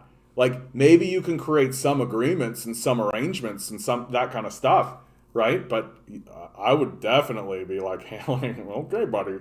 And like, if something like fucking China, like if China rolls up to Canada and is like, hey, do you want to be part of the Belt and Road Initiative? I think Canada should say yes. Like, really. And I think that we should be like, yeah, please, stability. Can we have some stability? Yeah, I could really go for some just fucking straight up stability. That sounds nice. Like, we should leave NATO. Like, we should really be doing it while we tell the Americans, like, you guys have fucking lost your minds. Like, you like, we need stability. We need stable partners, right? Why do you think Andrew Yang is starting a new party? I think Andrew Yang is just trying to do what Andrew Yang's trying to do, really. Like, I do think that Andrew Yang is a good man who's trying to find his way through the political system. Starting a new party is not going to work. It's just not going to work. Like, it's just another, it's going to turn into another bourgeoisie, like, calcified limb that's going to be corrupted ultimately. Because that's how the structure works. Like, if Andrew Yang actually wanted to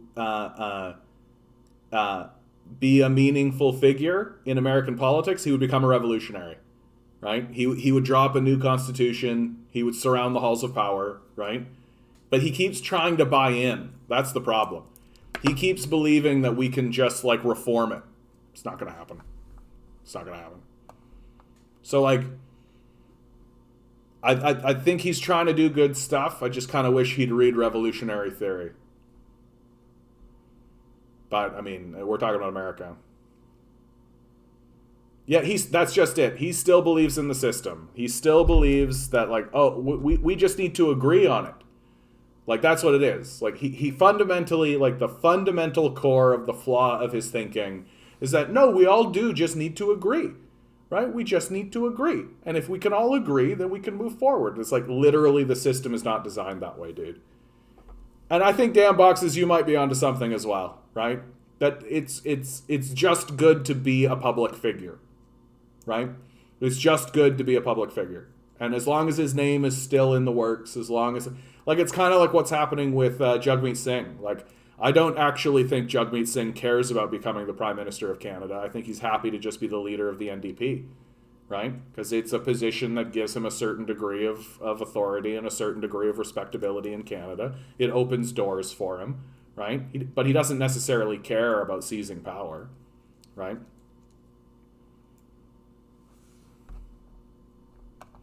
All right.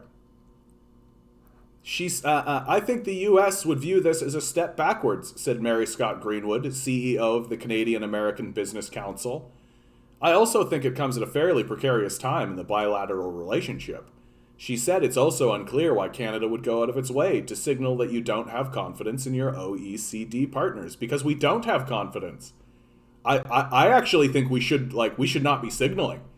I think we should be standing up and saying explicitly, like, you guys are losing your minds. Like, we cannot partner with you.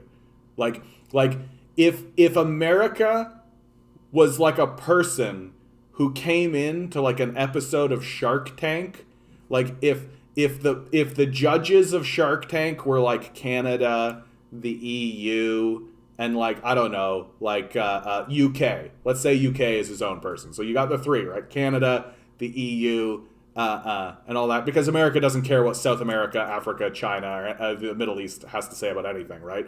And if America came in and we were like the judges, like, we would be saying like, yeah, dude, like, I cannot go to business with you. Like, you are all over the place. Like, schizophrenic. Like, I'm seeing some schizophrenia here, dude. Like, huge liabilities. Like, if I make a deal with you, are you actually gonna, like, are you gonna move forward on it? Are you gonna renege on it? Like, no, hard pass. Like, I think that we should straight out be like leaving, or like we should be leaving NAFTA. We should be leaving trade deals. We should be saying like, it was fun while it lasted, but it's over. Like, and we should be doing that with NATO. We should be doing that with like all of these agreements, and we should be trying to forge our path forward with stable nations and stable organizations that are not obviously and overtly psychopathic and schizophrenic. Like, it's either that or we just become their toadies. Like, those are the two options. We either just become like, yes, America, whatever you say, America. Oh, we're going to bomb another country? Very good, America. It's either that or like, look around, who's stable, who's actually doing stuff that looks reasonable and rational, and going forward with them. And like, I think that Canada is actually the best country positioned to beg America. And it is going to be begging. Like, the world is going to have to plead. It is going to have to like get on its knees and actually like prostrate itself and beg America to stop doing what it's doing. It is what it's going to be. And Canada should start that process, because like we have to address the fact that America is destroying the world. Like, it is. The American military alone, the pollution that it's providing is destroying the planet. We need it to end. It has to end. And we got to do better than signal, right? We got to do better than that. We really do need somebody to stand up in front of the United States, in front of their president, in front of their congresspeople, and be like, please, please, please listen to us. Please stop polluting. Please. We cannot work with you if you're going to do this. We refuse to work with you if you are going to do this. We are going to find alternative partners. We are not going to work with you. Please, we are begging you. Please snap out of this. Find your reason. Find your sense. Come to reality. Pay attention to what is happening. We cannot be your allies otherwise. And if we're not going to say that shit, then we might as well just be like, yes, America. Yes, you want to enslave another group of people, America? Very good, America. We might as well. We might as well. Like, those are the options. There's no middle ground. Like, that's like, goodbye, liberals. Like, get the fuck out of the room. There's no middle ground. There's no compromise. Right? It's either the world blows up or it doesn't.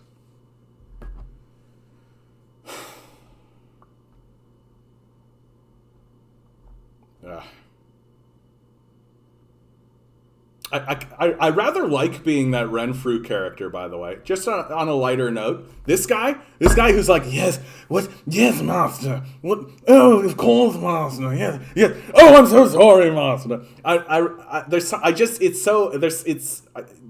It's something fun about it. Like, he's such a despicable character as a person, like as an individual. Like, being outside of it and like observing it, but doing it it's I don't know. There's something really delightful about just doing that, and people looking at you just being like, ugh. Is that bad? Does that say something about me as a person that I like this guy here? Yes. Oh, of course, whatever you say, master. Oh, yes, absolutely, master. That it's actually quite delightful. Oh no.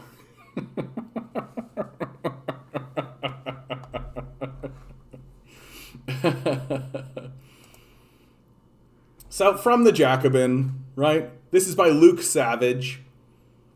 Rich people are destroying the planet. Rich people have a carbon footprint 25 times size of even the typical American. To tackle climate change, we need to start with fossil capital and the most affluent. Last spring, the Financial Times published a useful series of charts showing the correlation between CO2 emissions and the global distribution of wealth. The inequalities of the climate crisis are often, in many ways rightly, conceptualized as inequities between countries, particularly those of a few rich, carbon-intensive industrialized economies and the rest. But, as the FT's data recently clearly showed, there's actually a stark and highly visible divide between a tiny minority of extremely wealthy people and everyone else. Taken as a whole, those in the global top 1% of income account for 15% of emissions, which is more than double the share of those in the bottom half. The extremely wealthy have only gotten richer over the past 30 years, and as the data shows, their carbon footprints have gotten much bigger as well. When this perspective is narrowed to individual countries, the class divide vis-a-vis carbon emissions is truly astonishing to behold. In the United States, those in the top decile of income alone account for half of household emissions, while the bottom half account for under 10%. While America is admittedly a pretty extreme case, the same basic pattern holds true across many large industrialized economies, a point which underscores that the divide within countries are often at least as important as the divide between them. There's a periodic genre of environmental writing which argues that the road to a greener future runs through a kind of radical collective penance. If we really want to save the planet, or so this line of thinking goes, we all need to give up things like uninterrupted electricity use. Yet the fact remains that the well-off, and especially the extremely wealthy, are far more responsible for climate change than the people who cut their lawns, serve them food, or produce the goods they buy and consume. As the Financial Times' Stefan Wagstuhl recently succinctly put it, almost everything the wealthy do involve higher emissions, from living in bigger houses to running larger cars and flying more often, especially by private jet. Eating meat comes into it, as does owning a swimming pool, not to mention a holiday home, or homes. It may well be the case that fighting climate change will require middle-class and even working-class people in wealthy countries to change their lifestyles in the decades ahead. Given, however, the extent to which the rich are disproportionately responsible for global emissions and the widespread public consensus around raising their taxes, it would be both politically popular and sound policy-wise to emphasize redistributed solutions to the climate crisis. The rich, in effect, need to be made much less rich if we're going to reduce global emissions. And if we want to fight climate change, taxing their wealth is both a moral and an environmental imperative. Which is why it's not going to happen, right? It's just straight up not going to happen. Like, the wealthy are not going to permit us to tax them. It's just really not what's going to happen. Like, and more, like, articles like this, like, I just feel like an article like this is, like, it's well-meant. Like, Luke Savage, like, good for you, well-meant. But, like, I feel like it is engendering in the populace a sense of hopelessness and apathy. Like, these statements, right? If we want to fight climate change, taxing their wealth is both a moral and environmental imperative. It's not going to happen. Like, look at the structure of the system. It's simply not going to happen. Like, people like Luke Savage should be saying we need revolution. Like, we need to take to the streets. We need to surround the halls of power. We have no alternative. But instead of saying that, he's just saying these kind of, like, limp kind of liberalisms, you know? Like, yes, taxing the wealth is both a moral and environmental imperative. But the wealthy own the political structure. Like, they're not going to agree to that, right? For obvious reasons. Like, they're psychopaths. Like, they don't care about this. Like, this climate change issue, these guys straight up think they're going to be able to buy their way out of it, right? Like, that is what the wealthy are saying. That they think they're going to be able to buy themselves out of it. That they're going to just make some kind of technological shift, or they're just going to retreat to their bunker, or they're going to go to their island or something like this. Like, this is how arrogant they've become. And I just don't think that people are accepting that. I think that somehow we're missing this, even though it's right in front of us. Like, even though it's obvious that these people are vampires. Like, they're not going to just, like, capitulate. They're going to do what the kulaks did, right? Like, that if we start taking away their toys, they're going to start burning shit down, right? Like, that's... And I think it speaks to, like, how... Like, the average person, I think, is actually a nice person, right? I think that... and they think that other people around them are nice people. You know, I think everybody understands we're in a period of confusion. I think that everybody understands that we're in, like, a heightened moment, right? And, well, maybe they don't understand that. But most people do believe that people are good in one way or another. So they don't want to get to this place where they say, as I say, that the wealthy are psychotic. Like, they're going to burn shit down. If we actually imagine if we actually created the political force necessary to actually start taking stuff away from these guys, they will just burn stuff down, like the kulaks did. Like, they burnt their crops down and killed their own cattle. Like, if they can't have it, you can't. No one can. That is what they are going to say, and they are going to act like that. And we have to anticipate it. We have to expect it. And incidentally, the rich are very upfront about that. Like, straight up. Like, you say, like, yeah, we'll raise taxes. And they'll say, well, if you do that, then I'll do something harmful. They say it explicitly. Like, what makes you think they're joking? What makes you think they're lying? Like, I'm so sick and tired of seeing these articles, these well-meant liberal articles, that are pretending as though these guys are anything but what they are, which is psychotic. And, like, it's a testament to how desperate things are going that even liberals are starting to say, like, yeah, we should probably do something about this, right? It's a testament to how bad things are going. But, like, they don't want to admit how bad it is. Like, they don't want to admit how bad it is. So hopefully maybe one day they'll start tuning into me and they'll get an earful of it. Maybe that's what tomorrow's video should be about. I should talk about that. Like, Ghislaine Maxwell case details too sensational and impure for public, judge says. Ghislaine Maxwell trial judge Allison Nathan to be recommended to a higher court. Like, we know what's happening here. Ghislaine Maxwell is being protected by this judge, Allison Nathan, who is being rewarded for it. Like, that's what's happening. That they know they can't just kill Maxwell, right? They know they can't just kill Maxwell. That they got way too close with killing Epstein, right? That killing Epstein the way they did was way too close to the mark. Like, the public does not accept that. They do not accept the idea that Epstein killed himself. Nobody believes that shit.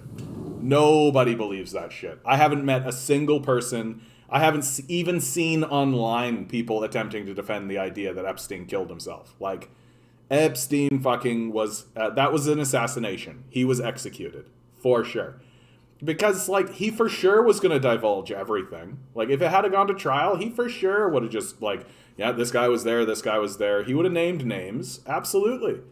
He would have fucking turned on them for sure. And, like, so they killed him for it. And now they've got Ghislaine Maxwell, right? They know they can't do the same thing. Because if they do the same thing, the public outcry will be like, no, like, this is getting fucking ridiculous. And so what they're doing is they're just going to sweep it under the rug right? Like they did the first time that they prosecuted Epstein. Remember, they got Epstein once before. He went to jail before, got a little slap on the wrist for raping children, ended up in prison for 2 years, right? Which I think he actually gets out early for good behavior. You know, child rapists should get out for good behavior. And the same thing is going to happen with Maxwell. She's going to get this like real soft serve trial. Like everything's going to be really easy for her. She's going to spend a couple of years in prison, and then they're going to let her out so that she can become another surrogate for all of this, right? That's exactly Epstein's arc, and it's the same with Maxwell. And the people who are helping her do that are being elevated into higher stations of power, right? Like it's an incestuous relationship. They all work together. Like, I'm surprised there's anybody even trying this. I'm surprised that there's anybody even like arresting a guy like Epstein, right? Like that the people who are actually like going after this stuff, like they themselves are probably going to be shot, right? Because how dare they attempt to pursue child rapists? Yeah, judge rules you cannot refer to Epstein's girls as victims. America, fuck yeah, going to save the motherfucking day now. No, I mean, like, America just doesn't have a judicial system. It just doesn't. Like, the judicial system that exists in America is just a bunch of dick wagging, right? There's no, like, formalized anything. It's all just, like, whatever this fucking judge wants. And the judges themselves are elected, right? So some rich cocksucker bribes this judge through campaign contributions. So they campaign to be a judge and they get elected in. And then they just do what these guys want. That's America, baby. And it gets even worse than that, because if you do manage to find a judge who is actually interested in justice, right, and they actually do try the case and they actually do go your way, well, then they go to the appellate court, right? And then they just overturn your ruling through the appellate court. And there's more corrupt judges than there are ones that are interested in anything real. Like, if you can't get child rapists incarcerated in America, right?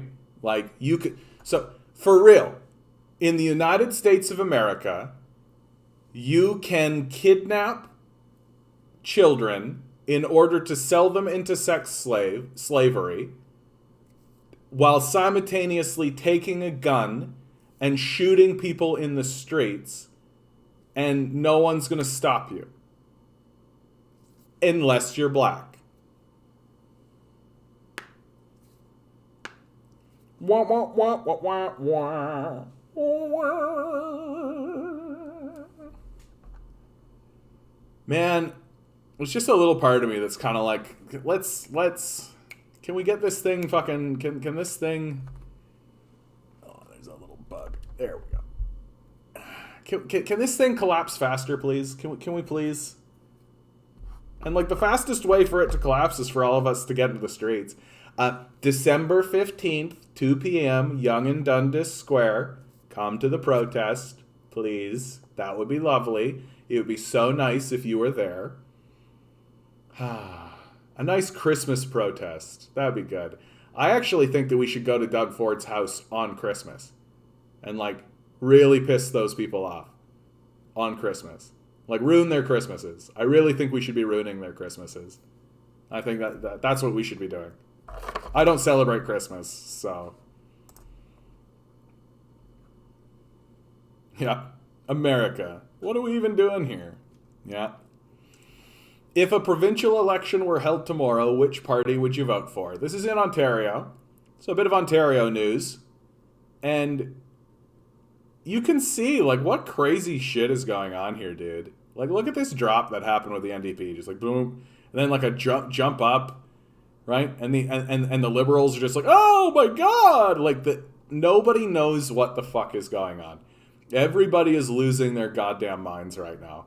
And like this ridiculous trajectory, like Ford, once the pandemic started, Ford's approval jumps for some reason. I have no idea why.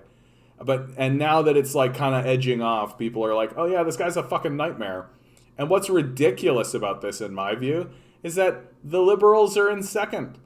It's just like, Andrea Horwath needs to resign, man. Like, she just needs to resign. Like, this is resignation territory, dude. Like, come on. You gotta be kidding me. Like, Stephen Del Duca is essentially like a no-name who gives a fuck about this guy. Doug Ford is like a psychopath. Like, he's not a psychopath. He's a sociopath for sure, though. And they still can't pull it out. Like, yeah, man, it's resignation time, dude. It's resignation time. Straight up. Florida man, hey America, tone it down. Our health insurance isn't that great anymore. Yeah.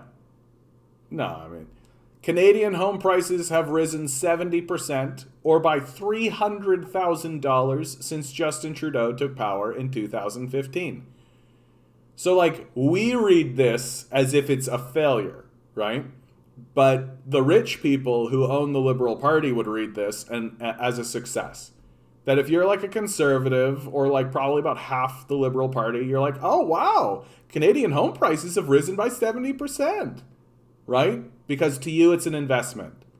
That housing prices going up is good if you're just a speculator in the market.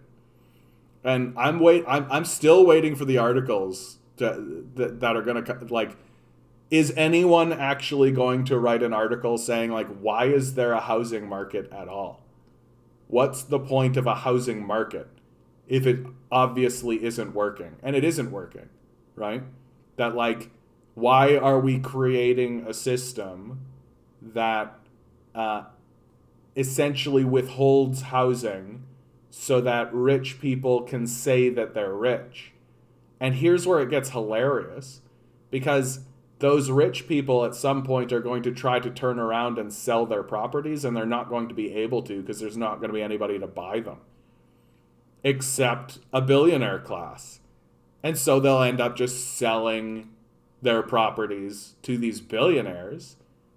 And then we'll end up in a situation where like 5% of the society owns most of the land. Like, how is this anything different than just a feudal state? And it's just what we're doing. Because the free market will decide. Chaos brings order.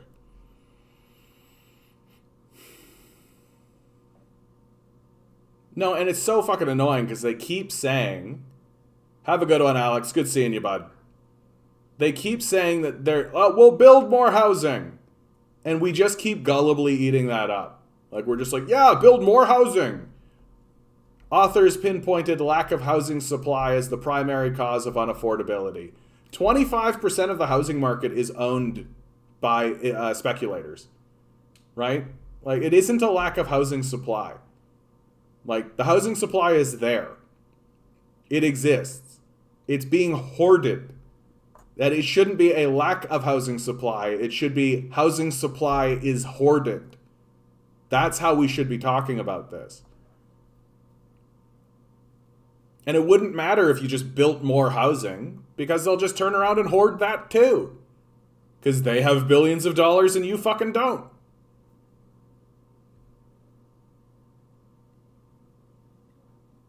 Ugh. I like this one. I like this one. This is Banksy. Banksy on advertising.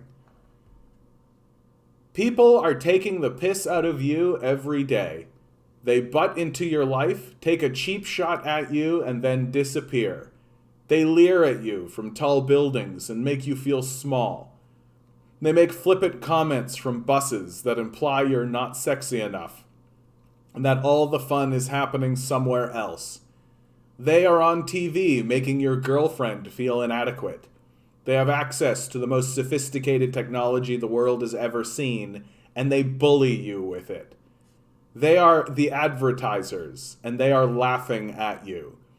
You, however, are forbidden to touch them. Trademarks, intellectual property rights, and copyright law mean advertisers can say what they like whenever they like with total impunity. Fuck that. Any advert in a public space that gives you no choice whether you see it or not is yours. It's yours to take, rearrange, and reuse. You can do whatever you like with it. Asking for permission is like asking to keep a rock someone just threw at your head. You owe the companies nothing. Less than nothing. You especially don't owe them any courtesy. They owe you. They have rearranged the world to put themselves in front of you. They never asked for your permission. Don't even start asking for theirs. Yeah, I like that a lot. I'm gonna hang on to that one. That one's getting saved for sure. Yeah. Capitalism. People are homeless because there's too much housing.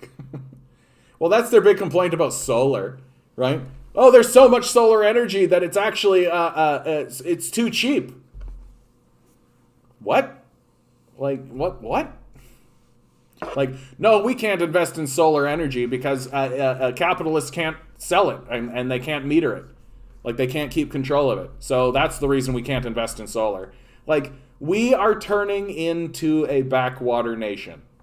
Like, for sure. Like, Canada needs to jump ship from these Americans, and they need to jump ship hard. Because Americans are saying things. Like, Dave, if you're still in, I just watched Tony Seba, who is all about technology disruptions, right? They were trying to make like an inspirational thing that also kind of explained their thing with like high-tech graphics and all this. And it was pretty effective. And they kind of touched on what I was saying a little bit, but they're trying to be light in their touch. They don't want to go so far as to say we actually need to have a revolution, right?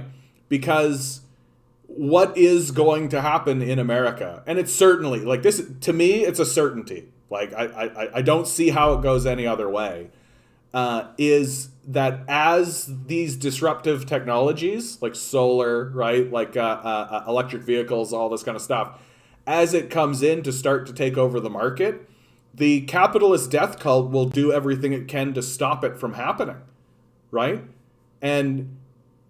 And they did talk about this in this new video, so I don't want to like shit on them because I think that they are aware of what I'm saying, that it is completely a possibility that declining empire, instead of accepting the new dynamic that is emergent, they're going to fight against it, and which ensures their collapse in hard ways, right? Like, I know for me, I should actually look at this. Like, how much is a solar panel with battery?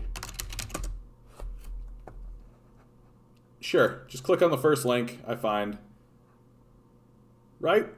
I actually feel like this is even cheaper from the last time I looked. Like, solar is getting cheaper and cheaper. It's getting cheaper and cheaper by the year, certainly, right? And it's only a matter of time until like solar panels are going to get so cheap, and batteries are going to get so cheap that people are going to be like, well, why am I even connected to like a fossil fuel grid at all? Like, why are we burning anything like this at all? Why aren't we all just like, why don't I just have a solar panel that's just hanging out my window connected to a battery? And then that can be connected to the power grid, and people can start fucking paying me for power production. Like, why can't that start to happen? Like, why can't we have solar panels all over the top of our buildings, right? Like, why can't the sides of our buildings all be solar panels? Like, all of this shit is within our grasp. And why aren't we doing it? Because fossil fuels. It's like, it's getting to be, and meanwhile, there's a country out there that's actually like straight up investing hard in solar technology, and that country is China, right? So China is like just careening towards solar technology in massive ways, while we actually put impediments in the way so that people have to pay more if they want to use it. Like, we are backwards. We are backwards, and it's going to make us a backwater nation in huge and enormous ways. Like, we're going to be playing catch up in huge ways. And then on top of that, these divergent technologies, like, the capitalists are going to do everything they can to meter it and everything they can to stay in between it, right? That they are worthless parasites who do no work and provide no value to anyone, right? That's who they are. And they want to keep it that way. And the only way that they're going to let you have access to any of this, like, solar technology or any of these new divergent technologies that are coming out is if they can wedge themselves between you. Happy Hanukkah to you, Ruth. Do you celebrate Hanukkah, Ruth? I don't know what day we're on. I don't know where we're at. But a happy Chanukah to you.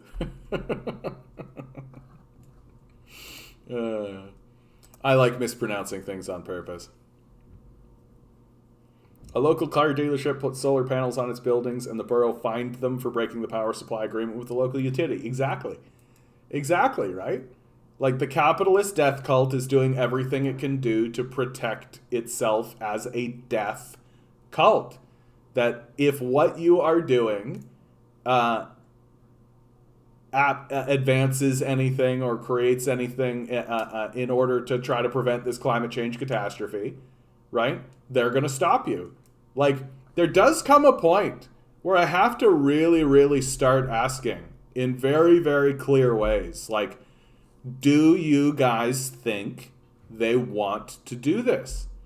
Like, I have spoken about this before in the past, and I think we have to start asking, are they doing it on purpose? Are they attempting to destroy the planet on purpose? Like,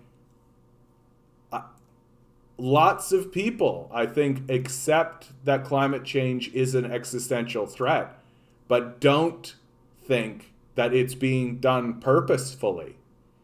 And I am more and more getting to the point where I am starting to say they have to be doing it on purpose.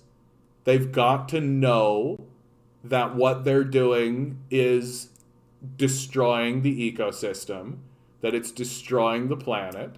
They've got to know that's the case. And we know that they know that. We have the memos. We have the documents. Their own internal scientists tell them, right? So we know that they know. So we have to conclude, we don't actually have any other conclusion, that they are attempting to destroy the planet and they are doing it on purpose. Like, has there ever been a more terrifying organization? Like, really? What organization has been scarier than a group, a capitalist group that, based on religious ideological principles, which is neoliberalism, right, is seeking to destroy the entire planet so that they can literally get, like, ephemeral numbers that they created in the first place? Like, there's a reason why I say that this is a capitalist death cult. Because by definition, it must be. It's certainly capitalist, right? And everyone agrees with that, including the capitalists, right? It's certainly a cult, right? Its entire ideology, it's a religious ideology based on nothing except their own desire to extract wealth, right? Like, saying things like, literally saying things like the free market will decide, which to me is no different than saying chaos brings order. It's completely incoherent, right? The worship of money as an end in and of itself. So it's a cult, for sure. And what's its goal? Its goal is the destruction of the species. Like, it's a capitalist death cult. So the question now is like are they actually demonic, do you think? Like, do you think that they actually have meetings where they actually look at one another and they say, the project of the destruction of the human species is working? It like literally an episode of Supernatural where there's like the red-faced devil with the things and like the horns being like, good, the death of the species will be soon, and then the demons will rise and reign. Ha ha ha ha! Like, do we think that's happening? It seems like it's happening, right? Like that like the cartoon devil demon guy is at the head of the table. Beside him is like the classic like Nosferatu, like, yes, we the Nosferatu will take the Seattle region for ourselves. Right? And then like you've probably got like another group of like trolls, right? And the trolls are like, yes, we will take France for ourselves. Like, and they're like dividing the continents and everything apart. And that this is all just like how they are going to destroy. And like the Long Hadron Collider is what they're using in order to break open the Hell Gate to unleash the demons and the vampires into this realm of reality. I gotta write this script, man. Like, this is a good script, right? And the thing that I like about this script is that it seems to be what's happening. Like, if I found that out, if I found out that there was like this cabal of like different demonic creatures and all this actually working in order to like open up a hellgate to actually destroy the species through like a climate change kind of thing, I'd be like, oh yeah, okay. I don't think it would surprise me at all. Like, I'm right there. Like, I'm right there. Like, certainly the people who are leading us are psychopaths. Like, they might as well be demons. And so, like, yeah, the future of American energy is what happened in Texas during that cold snap they had. Exactly. Like, and honestly, all of these rich guys, like, when shit starts to get real, like, when shit gets real, they're just gonna take the money and run, right? Like Ted Cruz did, right? Like, the power grid went down, and amidst this, like, crisis in Texas, Ted Cruz just took off to Cancun and joked about it later, right? Because he's a sleazeball. And that's all these guys are going to do. That's their plan. Their plan really is, like, if shit hits the fan, they're just going to leave. And they've already got their sex islands set up. They've already got, like, their pedophile sex islands and all this, like, the cabal and all of this. It's already set up. Like, they're ready. So now it's just about extraction. That's all it is. It's just about extraction. How much more can we get from this? How much blood can we squeeze from this stone? How much can we extract?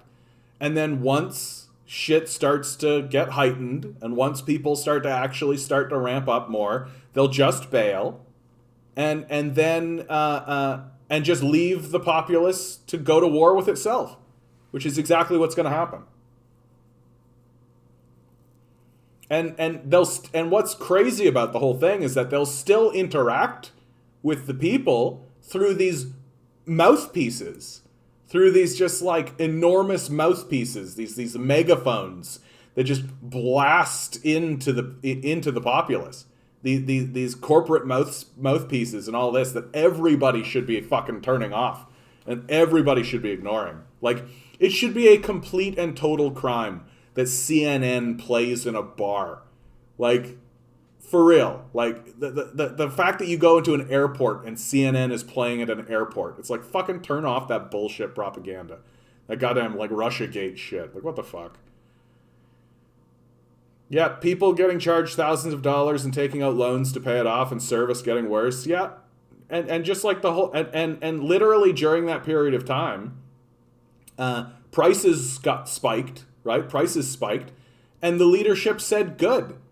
That was the system and how it worked, right? So, like, they know, like these psychopaths are well aware of what they're doing, like, and they celebrate it. They celebrate it openly. Like, it's, no, it's just nasty.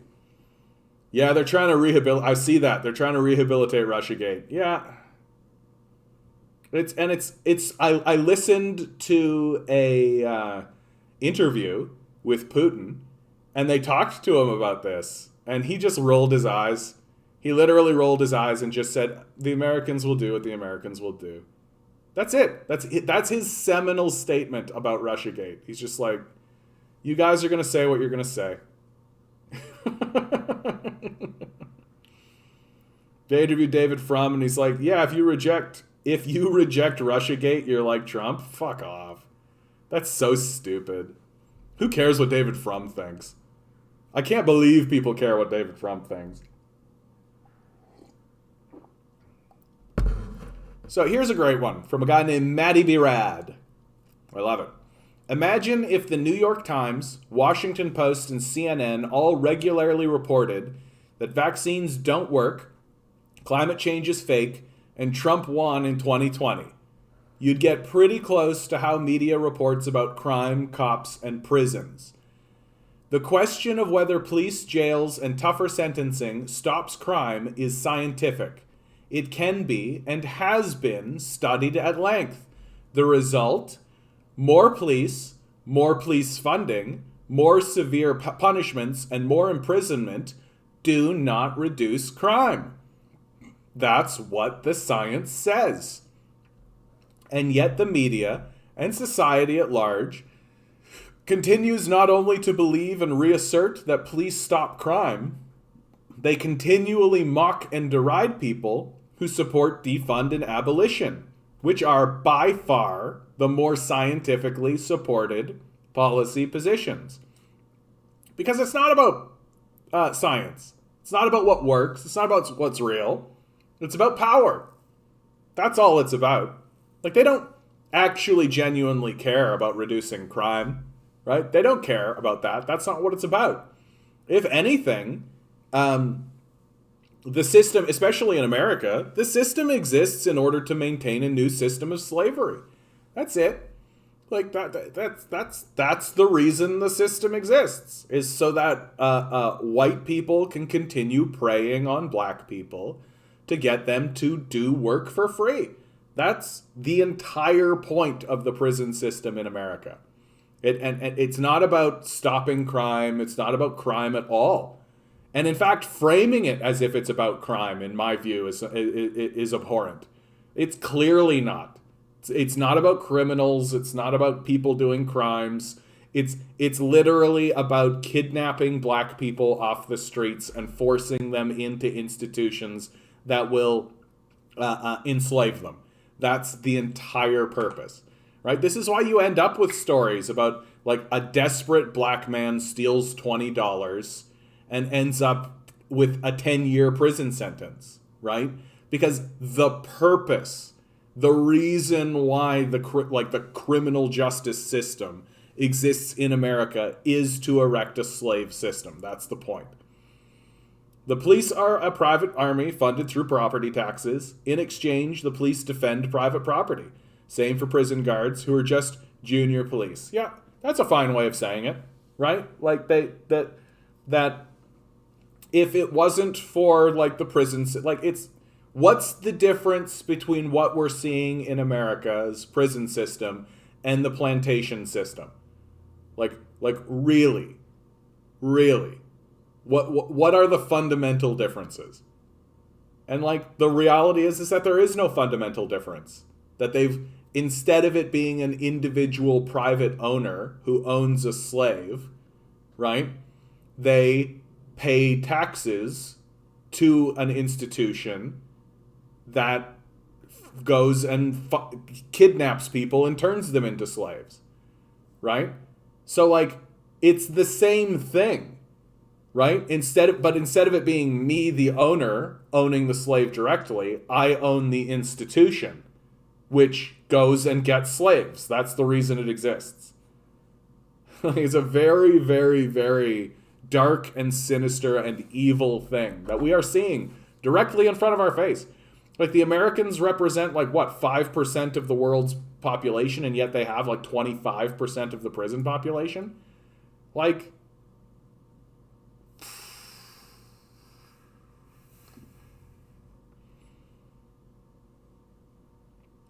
Garvin? That's an interesting name to be using right now. The Senate Select Committee on Intelligence confirmed what the Mueller, why am I mispronouncing that? The Mueller report could not. I don't think I'm going to dig too deep in that, bud. I smell a troll. I smell a troll. RCMP still clearing indigenous lands for corporate interests. Instead of criminalizing indigenous people defending the climate and water, Canada should be taking our lead. I'm so happy, by the way, that this picture is beginning to spread around. That people are beginning to see it for what it actually is, right? Like, for God's sakes, the people who are in... This is a shack, right? So the Wet'suwet'en people are on their own property, in their own land. These RCMP officers, these terrorists, are on Wet'suwet'en land, which the Supreme Court of Canada said was Wet'suwet'en land, right? Like, it's not Canadian territory. They don't have a warrant, right? If you see the video where this still is from, right? They outright say they don't have a warrant, right? So they ask for a warrant, they don't have a warrant. And what do? So there's something like 3 or 4 women in here, and one of them is a journalist. So they're filming this.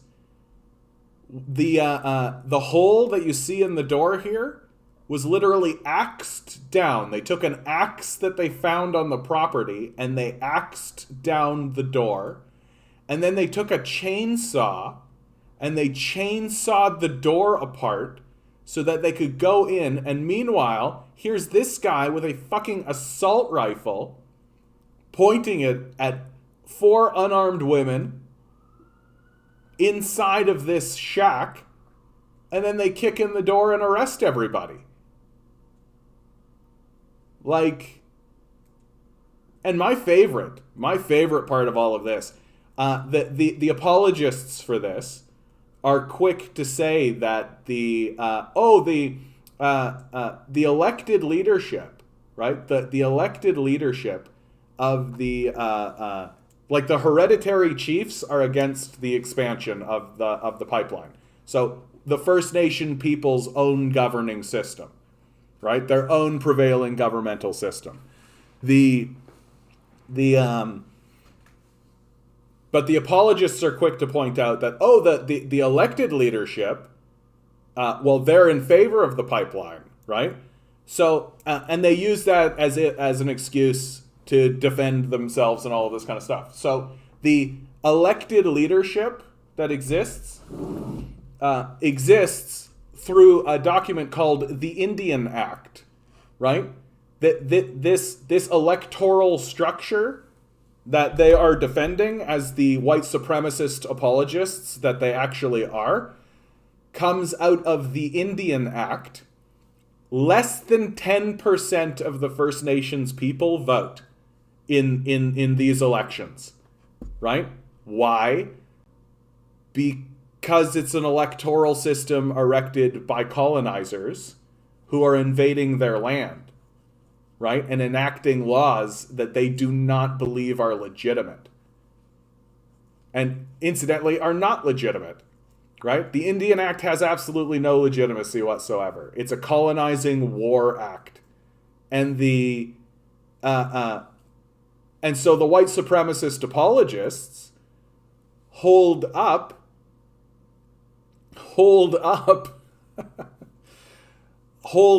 the elected people, but it's just more colonizing bullshit, right? It's just people who the white supremacist nation of Canada have said, oh, this is going to be the power structure that we're actually going to pay attention to. And then the white supremacist apologists say, oh, but the elected leadership, that only 10% of the society even votes in the election in the first place. Oh, and incidentally, it's a power structure that exists by the laws of the colonizers. So it's completely illegitimate. It has nothing to do with anything. And it's embarrassing that they bring it up. Like, the only reason it's brought up is because we're a white supremacist nation that doesn't care about how the First Nations people want to be ruled themselves. Like, that's all it is. And like, I didn't realize until this Wet'suwet'en situation how bad the white supremacy was here in Canada, but it's very bad. Like, it's very, very, very bad. Like, we are a white supremacist people. Like, even the nicest people you know are extremely embedded in a culture of white supremacy. They think that invading First Nations land is acceptable. Like, and I do think it's the majority, and not a small, like, not like 51%. I really do think it's like 70%. Think that this situation is completely fine. It's pretty brutal. Pretty brutal.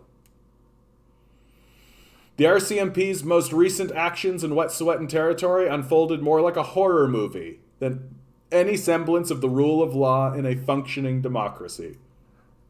Raw footage of the police arrest of Molly Wickham, the spokesperson of Gidimt'en clan, was eerily reminiscent of the frightening Here's Johnny scene from The Shining, in which Jack Nicholson uses an axe to force his way into a room. On November 19, as the RCMP advanced on Coyote Camp in Gidimt'en territory, they first demanded entry to the one-room tiny home where the Wickham and her supporters were staying. After being asked for a warrant, which they said they didn't have, the RCMP walked away, but moments later we see the RCMP use an axe to blow pieces off the front door before they fire up a chainsaw. Like, fucking cowards, man. This is... Can you imagine doing this? Like, can you imagine being the person who did this? Like, oof. Over the weekend, the RCMP deployed its emergency response team armed with snipers, attack dogs, and assault weapons to violently remove Indigenous land defenders from their territory, repeating their tactics from the previous militarized raids in 2019 and 20. They set up illegal exclusion zones to prevent the media from covering the story, and they locked up the only journalists who were on site to document the events. Media couldn't access the raw footage taken by filmmaker Michael Toledano until he and journalist Amber Bracken were released from prison days later. Even though the pair had identified themselves as journalists, the RCMP jailed them anyway. When they were released 3 days later, we then saw the dramatic arrest of unarmed land defenders at gunpoint. This is the kind of story we hear about in other countries, like China or Russia, when Canadian officials strongly denounce attacks on unarmed human rights defenders, or the imprisonment of members of the press. So here's Breach Media's anti-communism leaching through. For example, earlier this week, Trudeau condemned the arrest of a journalist from Belarus, calling it an attack on democracy and the freedom of the press. So this event, this condemning of the arrest of a journalist from Belarus, turns out that that journalist was literally a Nazi collaborator working with the Nazis in Ukraine, that the arrest occurred because of his actions with these Nazi groups, and we in the West call this an arrest of a journalist. No, dude. Like, Belarus is trying to stop Nazi groups. You can go. I highly recommend everybody go watch Lukashenko's most recent interview. He's a baller, man. He doesn't fuck around. Like, he's straight up just like, we will destroy you. Like, if you come in here, we will fuck you up. Like, he's not messing around. Like, there's a guy that I want on my side when it comes to fighting Nazis. Like, yeah. Oh, you're gonna come over here and fuck around? Yeah, fuck around and find out. And the entire reason why Trudeau is condemning and this whole situation arises is because of the Belt and Road Initiative. That's all that is. Anyway. The Trudeau Liberals have denounced China for its arrests of human rights and pro-democracy activists. Funny how they're not actually... let's take a look at their link. What's their link say? Canada troubled by China's targeting of pro-democracy activists in Hong Kong. So these are CIA agents. Like, for real. Like, China is targeting several Hong Kong's pro-democracy activists. Let's see how specific they get. Action, stifle, blah, blah, blah, democracy. Like, funny how they're not actually talking about it, right? On court... Yeah, here you go. A court on Friday sentenced 5 leading pro-democracy, i.e. pro-imperialism, right? That's how that should be understood. Pro-democracy is pro-imperialism advocates, including media tycoon Jimmy Lai, right? It's in the name. His name's Jimmy Lai. Like, you're telling me that if you genuinely think that CIA activists, like a media tycoon Jimmy Lai is working with the CIA to lead a pro-imperialist insurgency in Hong Kong, and you straight up think that people should not be punished for that? Strange. Odd, honestly. Kind of an odd position to take, if you ask me. Like, what do you think? What do you think the CIA's objective is? Like, do you think the CIA's objective is to spread democracy and peace and love and sunshines? Right? Wonder if they'll get Havana syndrome. Yeah, absolutely. At least Johnny didn't have a gun. Man, the left is arming, dude. I'm seeing it more and more. Like, it's being openly stated. Like, that leftists need to be arming up. It's a pretty terrifying moment. Yeah, Lai was also slapped with 2 additional charges, one under national security law, accused him of conspiring to collude with foreign powers. Like, dude, like, if you're a spy, right? Like, if you're working against the national interest, like, yeah, more and more people are saying it. Yeah. No, it's what's real, man. And it's like, the thing that blows me away about it is it's basically the winner of all contests is whoever shoots first. Like, that's the way the law is structured. Like, it's like I'm looking at like a Warhammer 40K. If you guys don't know what Warhammer 40K is, it's like a fantasy sci-fi world that has like a tabletop game associated with it.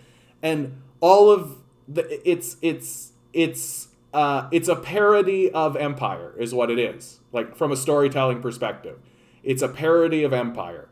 Like, the Space Marines are so fucking aggressively ridiculous in their religious fervor for the Empire and all this kind of crazy shit. And like and this idea that, like, oh, if 2 conflicting forces come towards each other, it's the person who shoots first who is the most righteous. It's like a parody, but that's the law of the land in America. That if you are on the streets with a gun and 2 people confront one another and they're both armed, it's the person who shoots first that gets to declare self-defense. America! I wonder if that'll work when black people do it. A guy on a lefty podcast I like told the host he was buying a gun, and you could tell the host was uncomfortable with that, but he couldn't bring himself to say it was wrong. Yeah, that's just it. Like, that's just it. Like, these right-wingers are being real upfront about it, man. Like, they're being real upfront about it. Like, they're not... and you are seeing more... Do I have... Yeah. This is from Christopher Goldsmith. Immediately following the election, I infiltrated an affiliate of the 3%ers, unlawful extremist militia. They straight up asked me if I was willing to murder people from Antifa and BLM during my intake interview. and I recorded all of it. Like, oh, you're an apologist, eh? You're an imperialist apologist. And you're using my uncle's name. I'll happily ban you. And report you. No, I need you out of here, bud. Like, it's embarrassing. Like, I don't mind being challenged, but how dare you bear my uncle's name? How dare you? That's insulting. And it's insulting to me, that's insulting to him, that's insulting to even yourself. It's disgraceful and despicable. Come in here like a man. Like, act like a man. If you want to challenge what I'm going to say, do it like a man. Not like the coward that you actually are, because you are a coward and a child.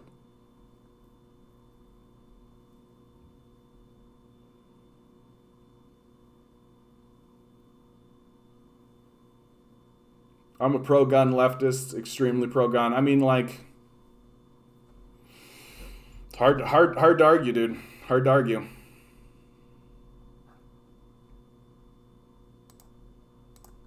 Ford government is harming endangered species, boosting industry through environment ministry. Audit. The Auditor General took 489 pages to lay out how Ontario's Environment Ministry is neglecting its own laws, ignoring polluters, and keeping secrets. We read them all. Premier Doug Ford's government is skirting environmental laws while industry benefits and the public is left in the dark, Ontario's Auditor General has found. In a series of blistering reports Monday, Auditor General Bonnie Lysyk outlined a broad range of failures by Ford's progressive conservatives. The Environment Ministry is deliberately ignoring public transparency rules, billing taxpayers for hazardous waste spills instead of charging companies that pollute, allowing industry to avoid recycling as landfills reach capacity, and rubber stamping permits to destroy endangered species habitat, she found. We believe that the public would expect a ministry named the Ministry of Environment to take the lead and be proactive in ensuring that Ontario's environment is protected for future generations, Lysyk told reporters. Our work is indicated that there are many areas where this is not the case. I mean, is this at all surprising? Like, are we at all surprised that one of the very first things that Doug Ford did when he came into power, and he eliminated over 700 climate change related programs, right? Like, this is not a government that cares about the species. Like, they don't care about human life. They don't value living in a balanced ecosystem. They're not even trying, right? And they are outright distorting the entire purpose of the Ministry of the Environment to become just another branch of, like, the Minister of Industry, right? Like, it's a complete capitulation, and a capitulation that we are going to be paying for decades. Like, just think, like, if those plans had have continued forward, right? Many of them would be in full swing and full effect right now. Like, we in Ontario would be operating under those plans. And now a new government is going to have to come in and begin basically from scratch, right? And, like, this is why our system of government is completely incoherent and completely it doesn't actually work, right? Because you have, like, someone come in and they've got 4 years and they do a bunch of stuff, and then some other new, completely different organization comes in and just sweeps it all away, right? Because they're too stupid to understand basics, right? All they care about is money for themselves. And then they have 4 years of fucking everything up. And then another group comes in, sweeps that all away, and then acts very much in the same way. Just like, oh, I need to get... And so, like, our entire system is just people eating as much as they can, right? That the workers are the ones that are, like, setting the table and, like, getting food. And then the leaders, we elect leadership, and they come in and they just eat as much food as they can, and they don't care if they're destroying whatever, right? And then as they leave, another group comes in, we reset the table, and they just eat as much as they can. And at no point are any of them asking, like, can this sustain itself? Can this actually work? Nope. It's just becoming chaos. It's just devolving into total fucking chaos. Because at the end of the day, our government wasn't supposed to be this way. It wasn't like here in Canada, the government was never supposed to act this way. It wasn't for this purpose, right? It was supposed to respond to a monarchy. That's what it was for. Like, that's what it was designed to do. That the 4-year election cycle wasn't supposed to be to elect like the literal planners of the society. It was supposed to be to elect the people who gave you the news of the election from what the monarchy told them. So the monarchy would be the ones who were actually planning things. And then the monarchy would inform the prime minister, and the prime minister would tell everybody else, right? And the premiers, and it would descend down that way. That's what the system was supposed to do. It was never supposed to constantly be replacing its central planners the way that it does. Yeah.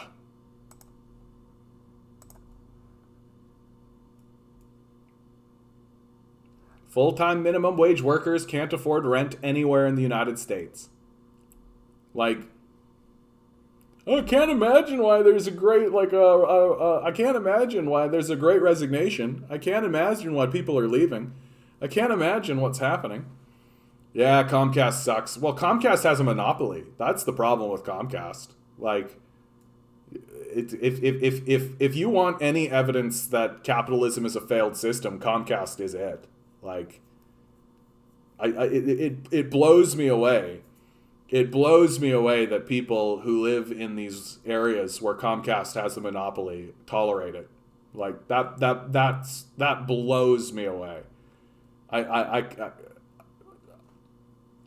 can't imagine, like, a politician could stand up and be like, we're going to create a secondary system. Like, everyone would vote for that.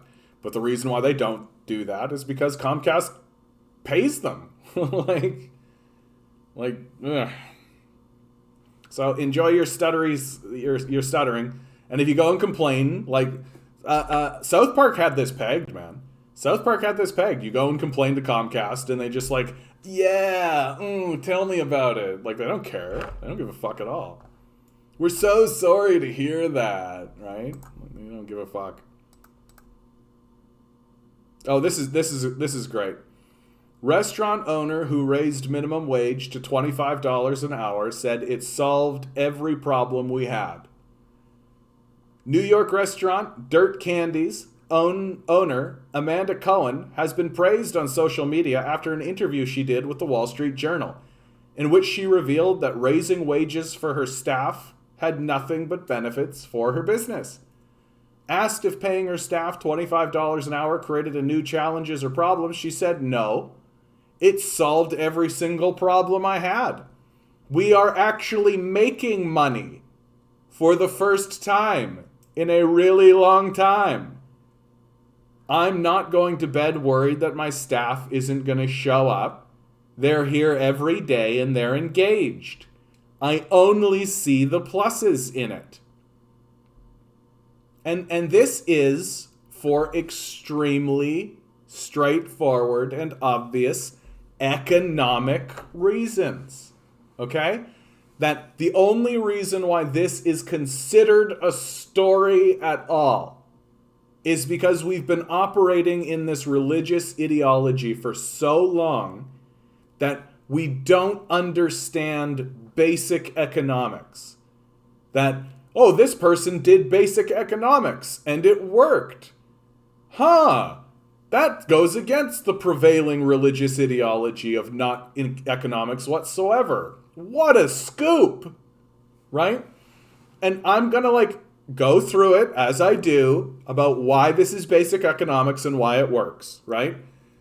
That the idea of neoliberalism has always been like, give money to the rich people, and then the rich people will trickle that money downward, right? And that that they will do that, right? Which treats the rich people as if they're the center of the fucking economy, and they're not. They're the parasites on the side of the economy.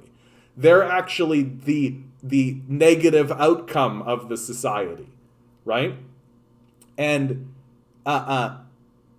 they simply don't do that. The money doesn't trickle down. They take it and they jam it into their bank accounts and jam it into offshore accounts and sit on it, right? And then they try to pay the lowest possible wage because that's what the ideology tells them to do. But if you actually wanted to have a business that actually works, you should be paying a fairly high wage. And it doesn't matter what you're doing. You should be paying a high wage. Why? Because the thing that actually brings people in to use your service is disposable income. That if you live in a society where people have a lot of money to spend and you are offering a service or a good that is in demand at all, then they will spend the money on your good and your service. And if they don't have a disposable income, i.e. wages are low, then they will not come in and spend money on your good or your service. It's actually extremely straightforward. It's observable. It's scientific. It's factually true. It's objectively correct. But the religious ideology of neoliberalism says you should make wages as low as possible, right? And any money you make, you extract and offshore. Like, is there any like, we are obviously failing as a society. Like, obviously. Like, even the base economics tells you should care about one another, right? Basic economics tells you've got to care about one another, right? It isn't good enough to pay people a subsistence wage, right? Because if all people can do is pay for rent and pay for food, right? If that's all they're doing, paying for food and rent, then like restaurants, like basic services, pubs, right? Basic things that we all take for granted. You aren't paid $25 an hour because your labor isn't worth that much. I mean, not to a capitalist who doesn't actually participate in the society. I mean, if it was up to the capitalists, they'd pay zero, right? Like, that's what's true. That if it was up to the capitalists, the wage would be zero. They would just use slavery, and they wouldn't give a shit. Like, if you take the Scandinavian countries' high wages, then factor in taxes, you'll be making $15 per hour, which is still higher than our wage. And then on top of that, in the Scandinavian countries, you actually get something for your wage, or you get something for your taxes, right? In America, you don't get, like, in Scandinavian countries, you get health care, right? There's a welfare state, right? You get things like optical and dental, like you get all of these benefits. So all of that is covered. Whereas in America, you don't get anything for your taxes, except little Palestinian corpses overseas, right? So you're basically telling me that in Scandinavia, I get all of these extra benefits and then also a wage of $15 per hour, which is almost double the federal minimum wage in America. So I don't quite understand what your point is, except to contradict yourself. Like, do you intend to be stupid? Is that what you're doing? I hope I never have to work as an employee ever again. The most basic McDonald's worker creates $25 per hour on average. Not worth is an impossible argument to prove. I know, it's just an insult. Like, that's all it is. It's just an insult. Like, it's not rooted in anything except like a bigoted worldview, honestly. Like, So long as a person's labor is making any money above what they're being paid, then the capitalist will hire them. I mean, I understand why people advocate for $15 minimum wage. I just don't. I honestly just don't see why we're begging for scraps, right? Like $15 minimum wage to me is scraps. It's scraps. Like we should absolutely be removing from the discourse whatsoever the concerns for this capitalist class. Like, they should be removed from consideration. That when the capitalists say, but that'll mean that we literally say we don't care. Go get a job. Be worth something. Go do something worthwhile in the society. Good night, Rob. Good to see you. Good to see you. Sorry to come on you hard, Smoot. I've been dealing with some trolls. So, exactly. No, that's exactly right. Employers can take away those benefits at any time, use it as a bargaining chip. Like, no, I mean, why are the capitalists part of this conversation at all? Like, at all. Like, the working people, we should unite together, and we should say these capitalists need to go as a class.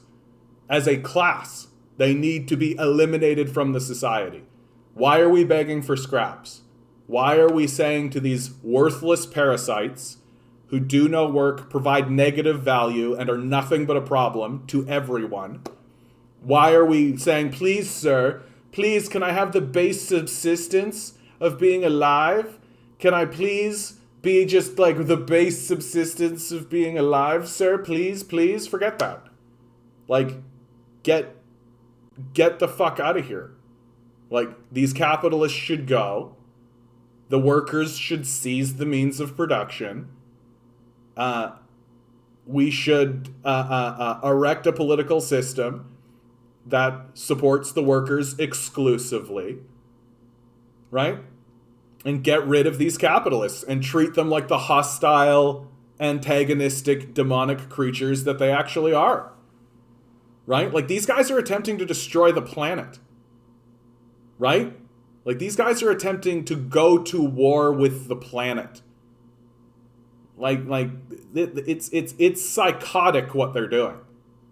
They should not have control of anything. And many of them should be incarcerated for their crimes. Right? So, like, stop begging them. Stop begging. Stop advocating for scraps.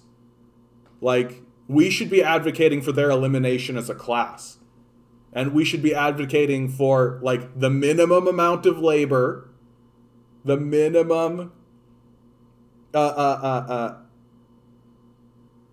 minimum amount of labor, and the maximum amount of leisure time. Like, I don't understand why we argue for anything other than that. That if we could build a society where everybody just worked like 30 days out of the year or less, like, we should do that. That's what we should do. But instead of that, like, half the society is working like 80 hours a week, 100% of the time, while the other half is limping along looking for just base subsistence. Like, it's like chaos brings order, I guess, though. The invisible hand will decide. Sure. Nobody should stand in the way of my productivity and tell me it's worth less than it is. That's why jobs suck. Well, jobs suck because there's always a parasite. There's always somebody who's just trying to take your surplus labor away from you. They're just trying to take as much money as they can get out of you. And they always want to pay you nothing, right? Like, capitalists are slavers. They are slavers. Whether it's chattel slavery, right? Whether it's this prison slavery that they're doing, or whether it's wage slavery, right? If slavery didn't exist in the system, capitalism would cease existing. It has to have slaves. It can't operate otherwise. Hey, Hugo, how you doing, bud? I don't know if I've ever seen you here before. My parents lived in Yugoslavia. Basically, there was a freedom of business, but they were regulated and participated heavily in democracy, yeah. These businesses were all worker-run. no capitalist class. Well, that's why they had to fucking bomb the shit out of it, right? Yeah, you couldn't have businesses be worker run, dude. Like in a capitalist imperialist structure, like that's not going to happen. I do menial work and I make $40 an hour. Yeah, if I had one job, they would pay me $9. Yeah. Yugoslavia was very prosperous until Milosevic came to power, established a fascist dictatorship. Yeah, this caused Bosnia and other countries to declare independence. Yeah. And fascist militias propped up those countries. In my country, Serbian nationalists declared this republic state and committed horrible atrocities against Muslims. Brutal. Yeah, the shit that went down, the shit that went down in Yugoslavia, like that, and that was throughout like the 90s, right? Like Milosevic. Like this was all fucking happening throughout the 90s. 1999 for Christ's sake. Like 1999, NATO bombed Yugoslavia. Here, let's go deep on this. As deep as we can in the 5 minutes we have left, but Yugoslavia. Like Yugoslavia was a relatively, was it communist? No. Get that shit out of here. It wasn't communist. It was still like a socialist place. Correct me on any of this, please. But as Hugo is saying here, right? It was obviously attempting to work for its own people. Clearly, like coming out of the Soviet period, right? Attempting to move forward, helping its own people, all of this, and fucking NATO bombs the shit out of it.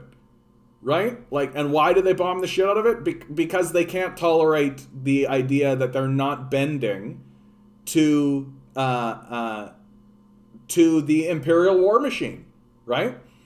That, and I mean, it's the same logic they used against Yugoslavia. They used against Vietnam, Cambodia, Laos, right? That we refuse to have working socialist or communist models that operate outside the imperialist machine for the benefit of their own people.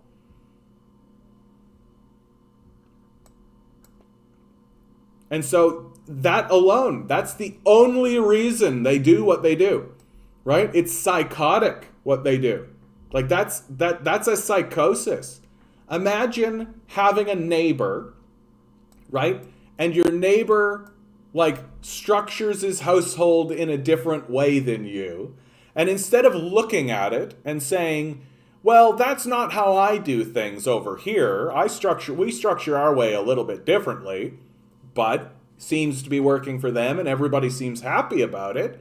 So maybe we can learn something about it and maybe we can communicate and trade and have all that kind of stuff and have like an equality of validity. Like, not what we're doing, but valid in its own right? And instead of that, I went over there and I shot them, right? And enslaved their children. Like, what would you say of me? And that's exactly what they did in Yugoslavia. And it was nakedly done too. Like that's the thing that's crazy about what happened in Yugoslavia, is that it was naked. It was as open as it could have possibly been. Like I don't know how they, like, I don't understand how it occurred, and our leadership, like, I remember hearing about like Kosovo and all of this kind of stuff, and to us it was just sort of like banal. There was a banality to it, right? It wasn't like this heightened. It wasn't like this. This is as bad, if not worse, than what they did to Iraq. Like, everybody's like, what George Bush to Iraq was a horrible. Well, fucking, for Christ's sakes, like, just as bad. Like, Milosevic was a fucking fascist. Like, and they're yet to recover from this. You know, like it's brutal. Yeah, the bombings of Yugoslavia happened when it was fascist, but that does not excuse it. Yeah, thousands died from it, of course. Well, and if, like, the United States is always going to be on the side of the fascists, right? They're always going to work for the interests of fascists because ultimately fascists work for the interests of capital. Like, the United States isn't going in there in order to throw over the fascists, right? They never fight against the fascists. Take a look at what's happening in Ukraine. Like, here in Canada, we fund and arm Nazi groups in Ukraine. Like, for God's sakes. Like, we're working directly with Nazi groups in Ukraine. Like, of course we're going to fucking work with fascists and Nazis. We always have. Like, that I always bring it back to World War II, right? That the Nazis went into Poland and then started to push into the Soviet Union, right? And the Soviets, the Nazis were like winning. They get to about this line right here. And then the Soviets, because they have, because the communist economy was stronger than the capitalist German economy, were able to build more stuff and push the line back, right? And it's only when the Soviets begin to push the Nazis back, oh, suddenly America's in the war, right?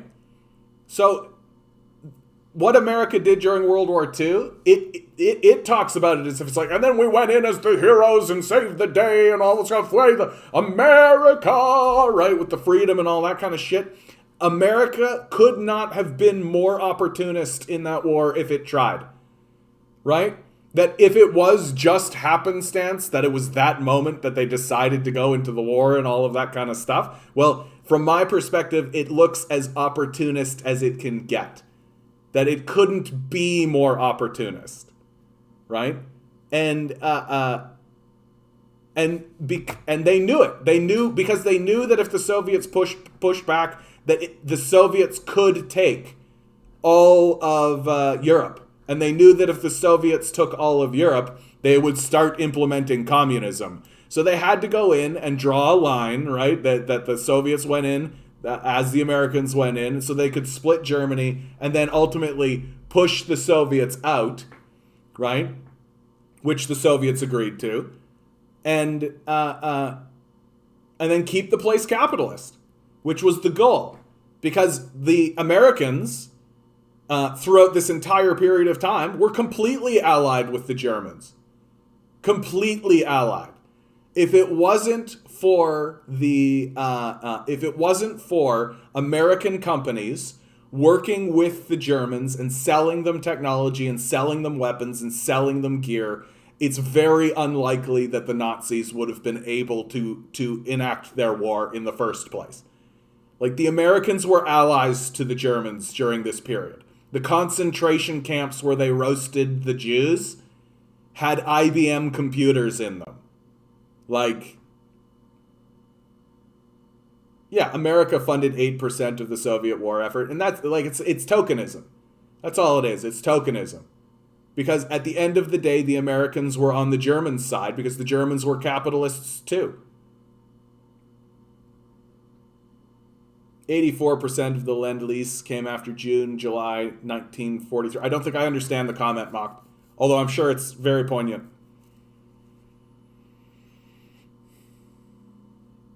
And with that, guys, we're pushing into overtime.